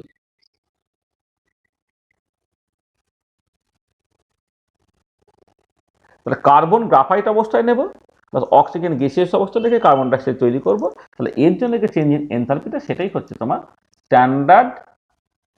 দেখো স্ট্যান্ডার্ড মোলার, মানে স্ট্যান্ডার্ড মানে মাথায় 0, মোলার হলো, আর ফরমেশনের মানে সাফিক্সে এফ হলো। এফটা এখানেও দেয় এখানেও দেয়, এইটা। এবং কাকে তৈরি করছে? কার্বন ডাইঅক্সাইড তৈরি করছে তার গ্যাসিয়াস অবস্থাতে, এইটা এইটা।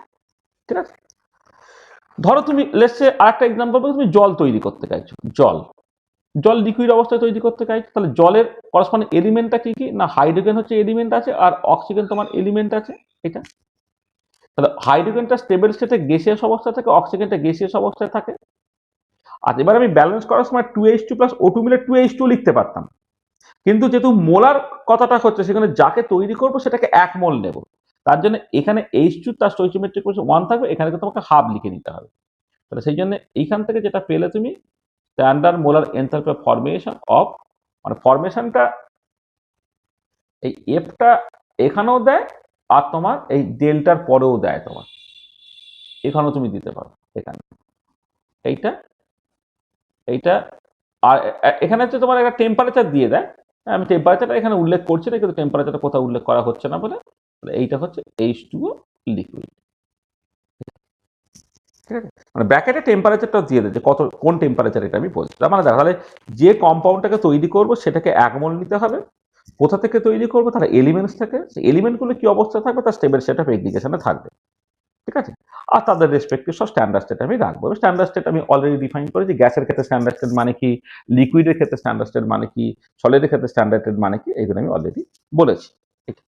ঠিক আছে, আচ্ছা এবারে দেখো, আমি না কার্বন ডাইঅক্সাইড বা ওয়াটার এইগুলোকে না কার্বন গ্রাফাইট বা অক্সিজেন গ্যাস বা হাইড্রোজেন গ্যাস বা অক্সিজেন গ্যাস ইত্যাদি থেকে তৈরি করছি, কিন্তু আমি অক্সিজেনকে কোথা থেকে তৈরি করব, হাইড্রোজেনকে কোথা থেকে তৈরি করব? যেভাবে ডেফিনেশন বলা আছে, হাইড্রোজেনকে তো হাইড্রোজেন থেকেই তৈরি করতে হবে। মানে যে কম্পাউন্ডটাকে তৈরি করবো from its elements in the stable state of aggregation, মানে অক্সিজেন গ্যাস থেকেই তৈরি করতে হবে, হাইড্রোজেন গ্যাস থেকেই তৈরি করতে হবে। তাহলে তার জন্য এনথালপি ফরমেশন কত? 0 ধরে নিতে হবে। এটা খুব ভীষণ ভীষণ ইম্পর্টেন্ট একটা কথা। সেটা হচ্ছে এই যে, এইখান থেকে লিখতে পারি একটা ভীষণ ইম্পর্টেন্ট কথা। সেটা হচ্ছে এই, যেটা এটা ভীষণ ইম্পর্টেন্ট একটা কনভেনশন। সেটা হচ্ছে যে by convention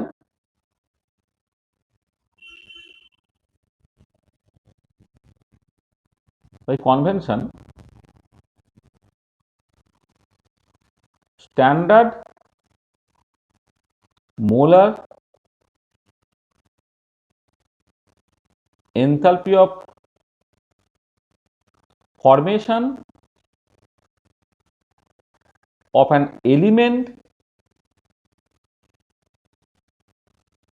standard molar enthalpy of formation of an element in its stable state of aggregation is taken as 0. হ্যাঁ, কি হলো তাহলে? Standard molar enthalpy of formation of an element in a stable state of aggregation is taken as 0. The standard molar enthalpy of formation of an element in a stable state of aggregation is taken as 0. মানে carbon graphite তার stable state of aggregation 0, oxygen gas তার stable state of aggregation 0, hydrogen gas তার stable state of aggregation 0। এগুলো তোমাকে মাথায় রাখতে হবে। আচ্ছা, এগুলো কিন্তু খেয়াল রাখবে তার স্টেবল স্টেট অফ এগ্রিগেশন নিতে হবে। যেমন ধরো অ্যাজ ফর এক্সাম্পল, তুমি যদি মানে কার্বনের যে দুটো আইসোটোপ আছে, কার্বন যদি তুমি গ্রাফাইট নাও, তার ক্ষেত্রে standard molar enthalpy of formation of carbon graphite এটা কিন্তু 0। কিন্তু কার্বন যদি তুমি ডায়মন্ড ফর্মে নাও, এটা the standard molar enthalpy of formation of carbon diamond এটা কিন্তু non zero. This is very very important. এটা কিন্তু আর জিরো না, এটা কিন্তু নন জিরো হয়। ঠিক আছে, সেখানে এটা মাথায় রাখবে যে standard molar enthalpy of formation যখন তুমি বলছো যে ডায়মন্ড আর গ্রাফাইট, তোমাকে সবসময় এটা নিতে হবে, সেটা হচ্ছে তোমার ওই স্টেবল স্টেট অফ এগ্রিগেশনটা। স্টেবল স্টেট অফ এগ্রিগেশনটা তোমাকে নিয়ে কিন্তু যা করার করতে হবে। মানে কার্বনের যে বিভিন্ন অ্যালোট্রোপ আছে তার ক্ষেত্রে তোমার এটা মানে গ্রাফাইটটা হচ্ছে মোস্ট স্টেবল অবস্থা। এবং এক্ষেত্রে তুমি দেখতে পাবে যে কার্বন গ্রাফাইট থেকে যদি কার্বন মানে এটা করো, মানে এইটার জন্য তোমার একটা এনথালপি চেঞ্জ হয়। এনথালপি চেঞ্জ হচ্ছে প্লাস 1.895 কিলোজুল পার মোল।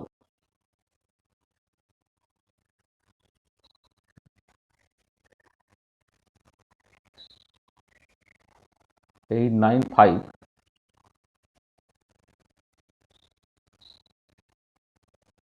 কিলোজুল পার মোল। এটা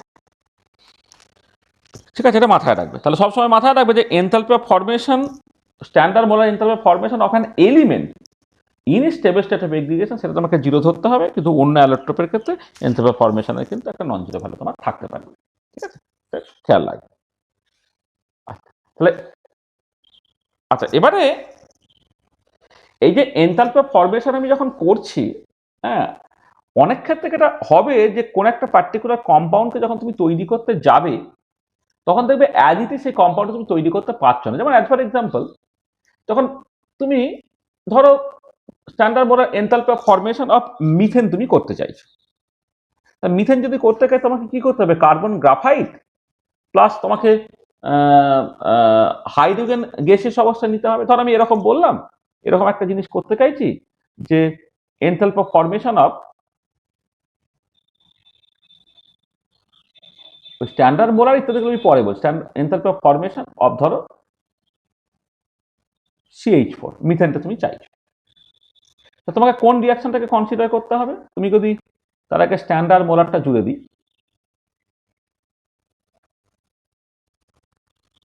standard molar enthalpy of formation of methane, তাহলে মিথেন তুমি গ্যাসিয়াস অবস্থায় পেতে চাইছো, তোমাকে কি করতে হবে? কার্বনকে গ্রাফাইট অবস্থা নিতে হবে প্লাস 2 হাইড্রোজেন তোমাকে গ্যাসিয়াস অবস্থা নিতে হবে, নিয়ে এই রিয়াকশনটাকে করতে হবে। তাহলে এই রিয়াকশনের জন্য যে এনথালপির চেঞ্জটা, সেইটা হবে standard molar enthalpy of formation of methane. এটা কিন্তু প্রবলেম যেটা হচ্ছে, যদি সত্যি গ্রাফাইট এবং গ্রাফাইটকে পাওয়া যায় পিওর অবস্থা অসুবিধা, হাইড্রোজেনকে পাওয়া যায়, যখন তুমি রিয়াকশনটাকে করবে তখন কি শুধু মিথেন তৈরি হবে? অন্যান্য হাইড্রোকার্বন তৈরি হবে, তাই না? মানে শুধু কি মিথেন তৈরি হবে? অন্যান্য অ্যালকেন বা অ্যালকাইন গুলো তৈরি হবে। তাহলে যেটা অসুবিধা সেটা হচ্ছে এই যে but this reaction cannot be carried out. এই রিয়াকশনটা তুমি কিন্তু করতে পারবে, this reaction cannot be carried out. কি হয় যে টুগেদার উইথ, এই যখন তুমি কার্বন গ্রাফাইট আর হাইড্রোজেন মিলে তুমি জাস্ট গরম করবে, তখন together with CH4 gas other hydrocarbons are also produced. তাহলে অন্যান্য হাইড্রোকার্বন গুলো তোমার প্রডিউসড হয়ে যাবে। তাহলে তার মানে কি দাঁড়াচ্ছে যে we cannot measure standard molar enthalpy of formation of methane.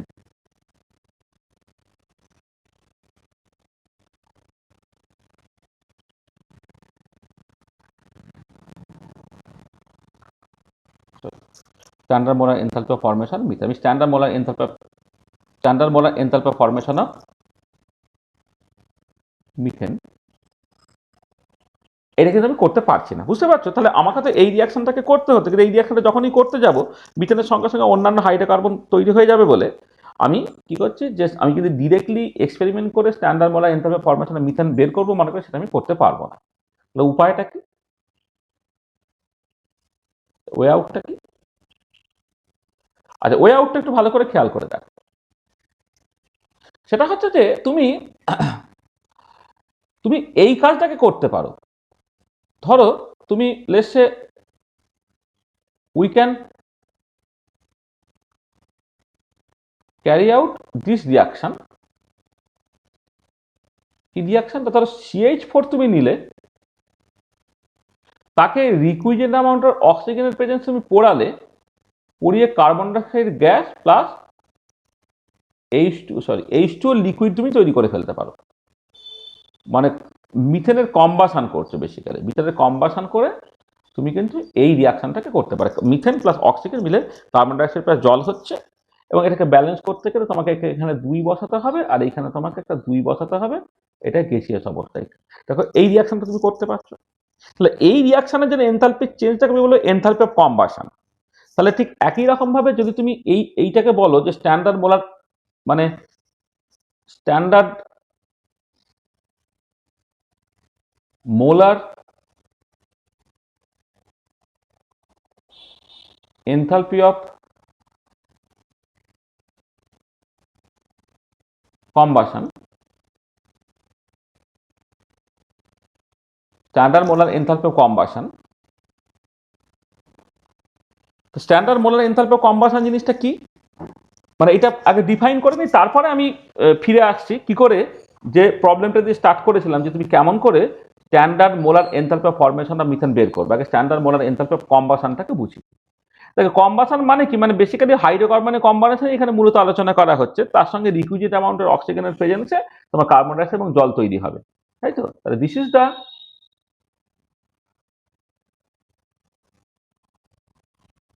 Change in enthalpy for the combustion of a particular compound in presence of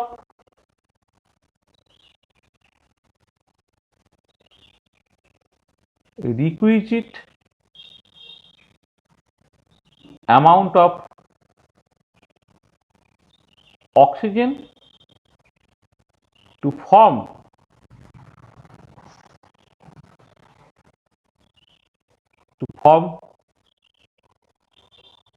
products when all the reactants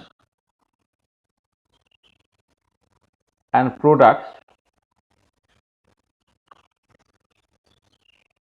are in respective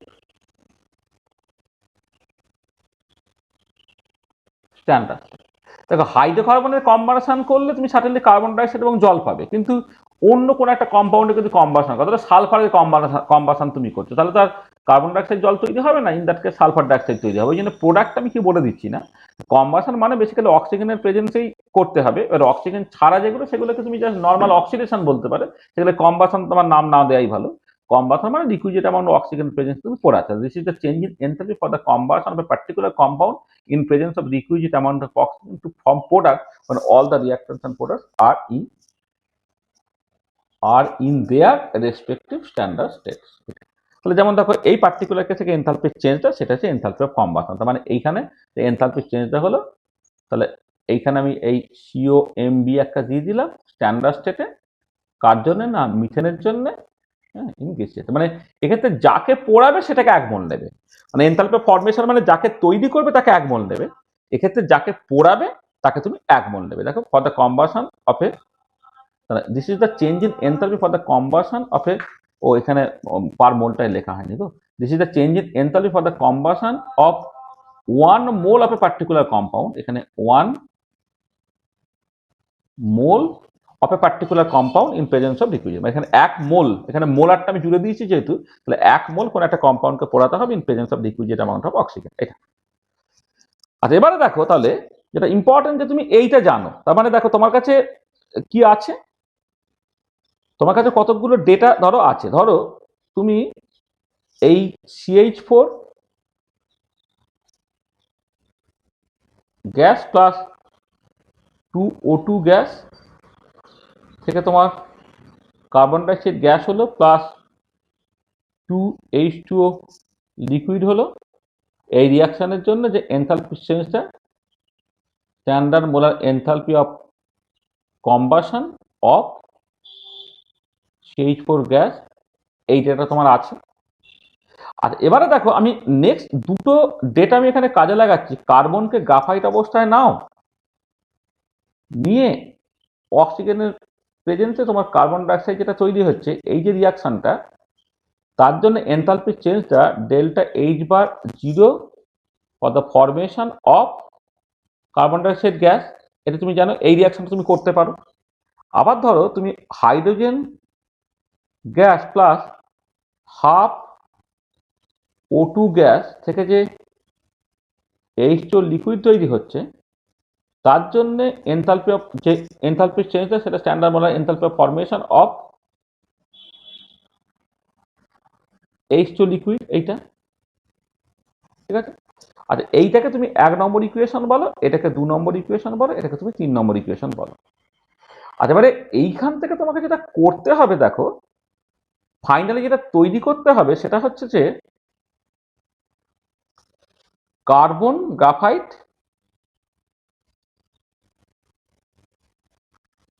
plus 2 hydrogen gas থেকে তোমার তোমার methane gas, আমাকে ultimately এই রিয়াকশনটাকে তৈরি করতে হবে, যার জন্য এনথালপি চেঞ্জটা হবে ডেল্টা H বার ফরমেশন স্ট্যান্ডার্ড স্টেটে অফ CH4 গ্যাস, এইটা। এবার আনফর্চুনেটলি এই প্রথম 3টে প্রসেস তুমি করতে পারো, কিন্তু লাস্টেরটা করতে পারছো না, সেখানে তো অসুবিধা হচ্ছে। এবার তুমি কি করে জিনিসটাকে ম্যানেজ করতে পারো দেখো, দেখো তুমি জাস্ট সিম্পলি খেয়াল করো যে equation 2 plus 2 into equation 3 minus equation 1 করো, মানে 2 নম্বর ইকুয়েশন 3 নম্বর ইকুয়েশন 2 দিয়ে গুণ করে যোগ করো, করে 1 নম্বর ইকুয়েশনকে বাদ দিয়ে দাও, তাকে বাদ দিয়ে দিলে দেখো তুমি এইটা পাচ্ছ, ইকুয়েশন এইটা এইটা এইটা করলে কি পাচ্ছি না, আমি পাচ্ছি হচ্ছে এই রিয়াকশনটাকে পাচ্ছি। এবং Hess's law of constant heat summation থেকে কি করতে পারো তুমি, তাহলে এনথালপি চেঞ্জ যখন তুমি ক্যালকুলেট করবো, এই 2 নম্বরের জন্য তোমার এনথালপি চেঞ্জটা of carbon dioxide gas plus 3 number ইকুয়েশনটাকে 2 দিয়ে গুণ করা আছে 2 into enthalpy of standard molar enthalpy of formation of water, এইটা minus enthalpy of combustion of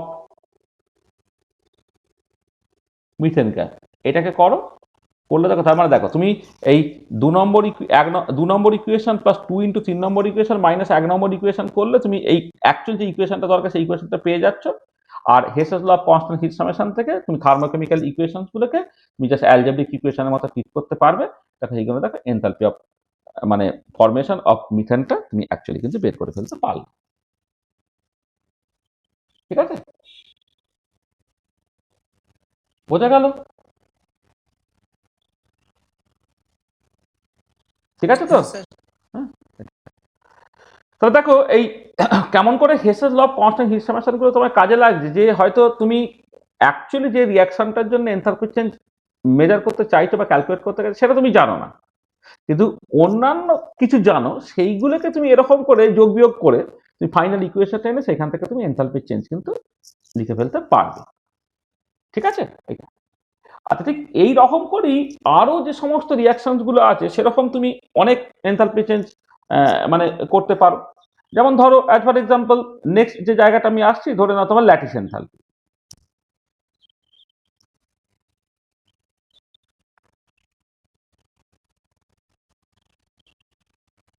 lattice enthalpy, আচ্ছা ল্যাটিস এনথালপি অবশ্যই পার মোলের জন্য আমি বলবো, তাহলে this is the change in enthalpy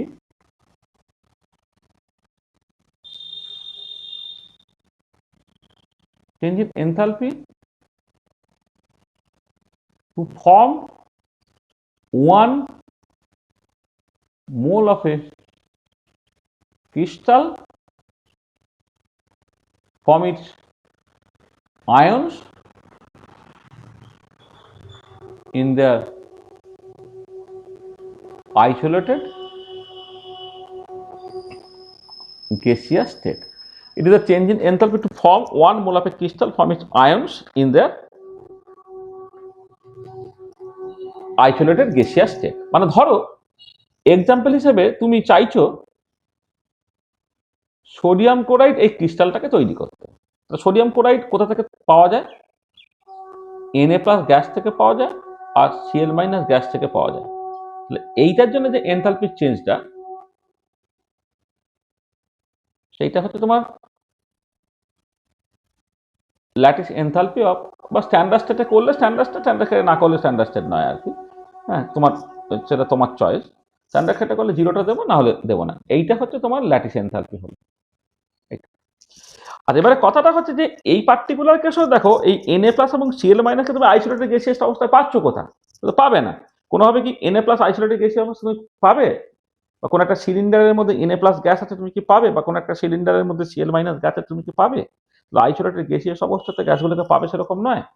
তার মানে এইখানেও কিন্তু ডিরেক্টলি তুমি এক্সপেরিমেন্টটাকে করতে পারবে না। তাহলে this reactions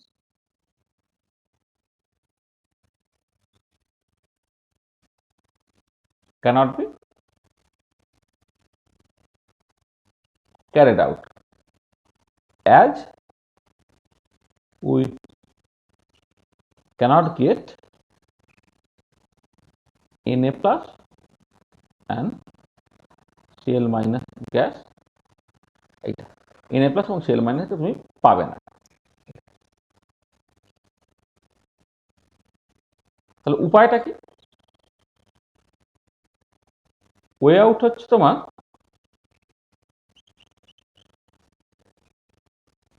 born Haber cycle. তোমাকে বর্ন হেবার সাইকেল ব্যবহার করতে হবে। মানে কি হচ্ছে দেখো, তুমি বেসিক্যালি যেটা করছো, এই ধরো সোডিয়াম সলিড অবস্থায় নিলে, করে Na+ তুমি তৈরি করতে, সরি সোডিয়াম সলিড অবস্থায় নিলে তাকে সাবলিমেশন করে সোডিয়ামকে গ্যাসিয়াস অবস্থায় নিতে পারতে, তারপর তাকে আয়নাইজ করে Na+ গ্যাস তুমি পেতে পারো। আবার ধরো Cl2 গ্যাস তুমি নিলে, হাফ Cl2 ডিসোসিয়েট করে Cl গ্যাসটা তুমি পেলে, সেই ইলেকট্রন অ্যাকসেপ্ট করে Cl- গ্যাস তোমার তৈরি করলো। এবারে তুমি এই দুটোকে রিয়াক্ট করে তুমি কি বলছো না সোডিয়াম ক্লোরাইড সলিড তৈরি করবে। কিন্তু অ্যাকচুয়ালি যখন করতে হবে তোমার উপায় নেই, তোমার সোডিয়ামটা আছে হচ্ছে কি অবস্থায়? সোডিয়ামটা আছে হচ্ছে তোমার সোডিয়াম সলিড অবস্থায় থাকে, আর ক্লোরিন থাকে কি ক্লোরিন গ্যাস অবস্থায়। তার মানে দেখো, তাহলে এই যে সোডিয়াম সলিড বা হাফ Cl2 গ্যাস, এইটার জন্য যে এনথালপি চেঞ্জটা হচ্ছে সেইটা হচ্ছে enthalpy of formation of molar enthalpy of formation of sodium chloride solid এইটা। আর এই লাস্টে যেটা হচ্ছে সেটাই বেসিক্যালি তোমার ল্যাটিস এনথালপি। এইচ বার আমি ক্যাপিটাল এল দিলাম, ল্যাটিস এনথালপি বা এল এ দিলাম ধরো। আচ্ছা ঠিক আছে, lattice enthalpy for sodium chloride solid. আর মাঝে আরো 4টে এনার্জেটিক্সে চেঞ্জ হয়েছে, সেটা হচ্ছে enthalpy of sublimation of sodium solid, এইটা হচ্ছে তোমার মানে আমি এ করে লিখি আয়নাইজেশন এনথালপি, এটা হচ্ছে আয়নাইজেশন এনথালপি, আর এইটা হচ্ছে তোমার ডিসোসিয়েশন এনার্জি, তার অর্ধেক, half enthalpy of molar dissociation enthalpy of Cl2 gas, আর এটা সার্টেনলি হচ্ছে তোমার ইলেকট্রন অ্যাফিনিটি। তাহলে কি হচ্ছে দেখো, তোমার যেটা দাঁড়াচ্ছে যে তুমি যদি আলটিমেটলি রিয়াকশনটাকে দেখো, তাহলে যেটা দাঁড়াচ্ছে যে এই delta H bar sublimation of sodium solid plus electron affinity of sodium plus half of molar enthalpy of dissociation of Cl2 gas plus electron sorry এটা product electron affinity ionization energy, এটা ionization energy বা ionization enthalpy plus electron affinity এইটা plus lattice enthalpy of sodium chloride solid, এইটা করলে তবে তোমার molar enthalpy of formation of sodium chloride হবে।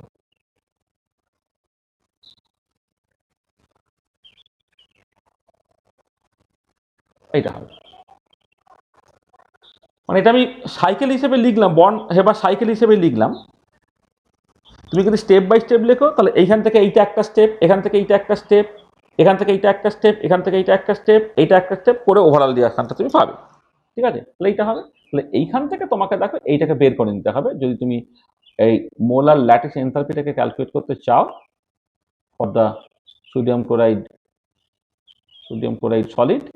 এইটা তার জন্য তোমাকে এই molar enthalpy of formation of sodium chloride solid এইটা মাইনাস এই পুরো জিনিসটাকে করতে হবে standard molar enthalpy of sublimation of sodium solid plus ionisation energy plus half standard molar enthalpy of dissociation of Cl2 gas plus electron affinity. এইটা করে তোমাকে দেখো ওইটা বের করতে হচ্ছে। বর্ন হেবার সাইকেল তুমি জানো, মানে বেসিক্যালি এটা Hess's law of constant heat সামেশনটাই কাজে লাগাচ্ছি। তোমাকে জাস্ট এইখান থেকে এই স্টেপটা তোমাকে লিখতে হবে, এখান থেকে এই স্টেপটা লিখতে হবে, এখান থেকে এই স্টেপটা লিখতে হবে, এখান থেকে এই স্টেপটা লিখতে হবে, এই ফাইনাল স্টেপটা লিখতে হবে, করে ওভারঅলটা পাবে। দেখো ল্যাটিস এনথালপি তুমি এইরকম করে জাস্ট ব্যাক করে তুমি ক্যালকুলেট করে ফেলতে পারছো। তাহলে এরকম এই থার্মোকেমিস্ট্রিতে এই সুবিধা আছে, মানে Hess's law of constant heat সামেশনটা থাকার জন্য তুমি যেটা ডিরেক্টলি করতে পারছো না সেটা কিন্তু ইনডিরেক্টলি এইরকম ভাবে তুমি করে ফেলতে পারবে। আচ্ছা, আমি আজকে এই পর্যন্তই করি। হ্যাঁ, আমাদের দুটো ক্লাস আমরা নেব, এই 1.5 ঘন্টা করে দুটো ক্লাস করলে আমাদের হয়ে যাবে। তাহলে আজকে এই পর্যন্ত করা হলো। তাহলে নেক্সট ক্লাসে আমরা যেটা করব, নেক্সট ক্লাসে না তোমার এই ধরনের আরো অনেক প্রসেস থাকবে। তাহলে আমরা যখন মানে নেক্সট ক্লাসে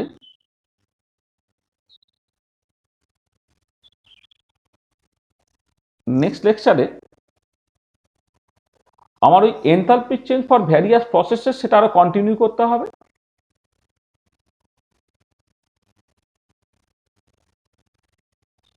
এনথালপি চেঞ্জ ভ্যারিয়াস প্রসেসেস, যেমন ধরো বন্ড ডিসোসিয়েশন এনথালপি বা অ্যাভারেজ বন্ড এনথালপি নিয়ে কথাবার্তা বলতে হবে। তারপরে তোমার হচ্ছে এনথালপি অফ নিউট্রালাইজেশন নিয়ে কথাবার্তা বলতে হবে, enthalpy of ionisation, enthalpy of atomisation, enthalpy of crystallisation, enthalpy of dilution, enthalpy of solution ইত্যাদি ইত্যাদি। এই ধরনের কিছু সিম্পল ডেফিনেশন থাকবে। আর তার সঙ্গে সঙ্গে আমরা আরেকটা অ্যাডিশনাল জিনিস করবো, সেটা হচ্ছে অ্যাডায়াবেটিক ফ্লেম টেম্পারেচার। এটা খুব ইম্পর্টেন্ট, অ্যাডায়াবেটিক ফ্লেম টেম্পারেচার। মানে অ্যাডায়াবেটিক ফ্লেম টেম্পারেচারটা হচ্ছে বেসিক্যালি ধরো তোমরা যখন এই এলপিজি সিলিন্ডারে যখন তোমাদের বাড়িতে রান্না বান্না হচ্ছে, তখন তো বেসিক্যালি হাইড্রোকার্বনের কম্বাসন হচ্ছে, তাহলে ওইখানে প্রসেসটা খুব কুইকলি ঘটে। তাহলে ওই যে ফ্লেমটা তৈরি হলো, ওই ফ্লেমের টেম্পারেচারটা কত সেটা ধরো আমি জানতে চাইছি আর ঠিক আছে। এটা থেকে অ্যাডায়াবেটিক ফ্লেম টেম্পারেচারটা এটা আমাদের জানতে হবে। তাহলে এই দুটো জিনিস আমাদের মূলত আলোচনা করতে হবে।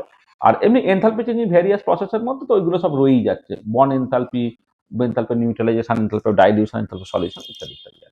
এই পার্টটাকে করলে আমাদের কার্বনকেমিস্ট্রি পার্টটা হয়ে যাবে। তো আমরা এই পর্যন্ত রাখলাম আজকে। End of lecture. এটা কত 12 নম্বর লেকচার, ঠিক আছে? End of lecture 12। এবারে বলো কারো কিছু বুঝতে অসুবিধা হয়েছে কিনা। মানে আমি একটু ভয়ে ভয়েই করলাম, ভেবেছিলাম যে ইন্টারনেটটা বুঝি কেটে যাবে টুক করে। যাকে ভাগ্য ভালো যে ইন্টারনেটটা তোমার মোটামুটিভাবে কিন্তু সার্ভিস দিয়েছে, খুব খারাপ কিছু দেয়নি।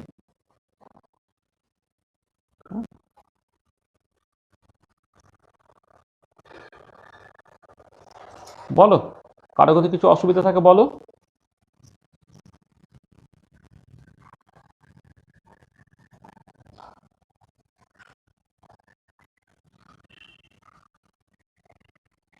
এই নীলাজ, তুই আগের দিন অফলাইনে পড়তে আসিসনি কেন? স্যার আমার জ্বর হয়েছিল। হ্যাঁ, জ্বর হয়ে গেল।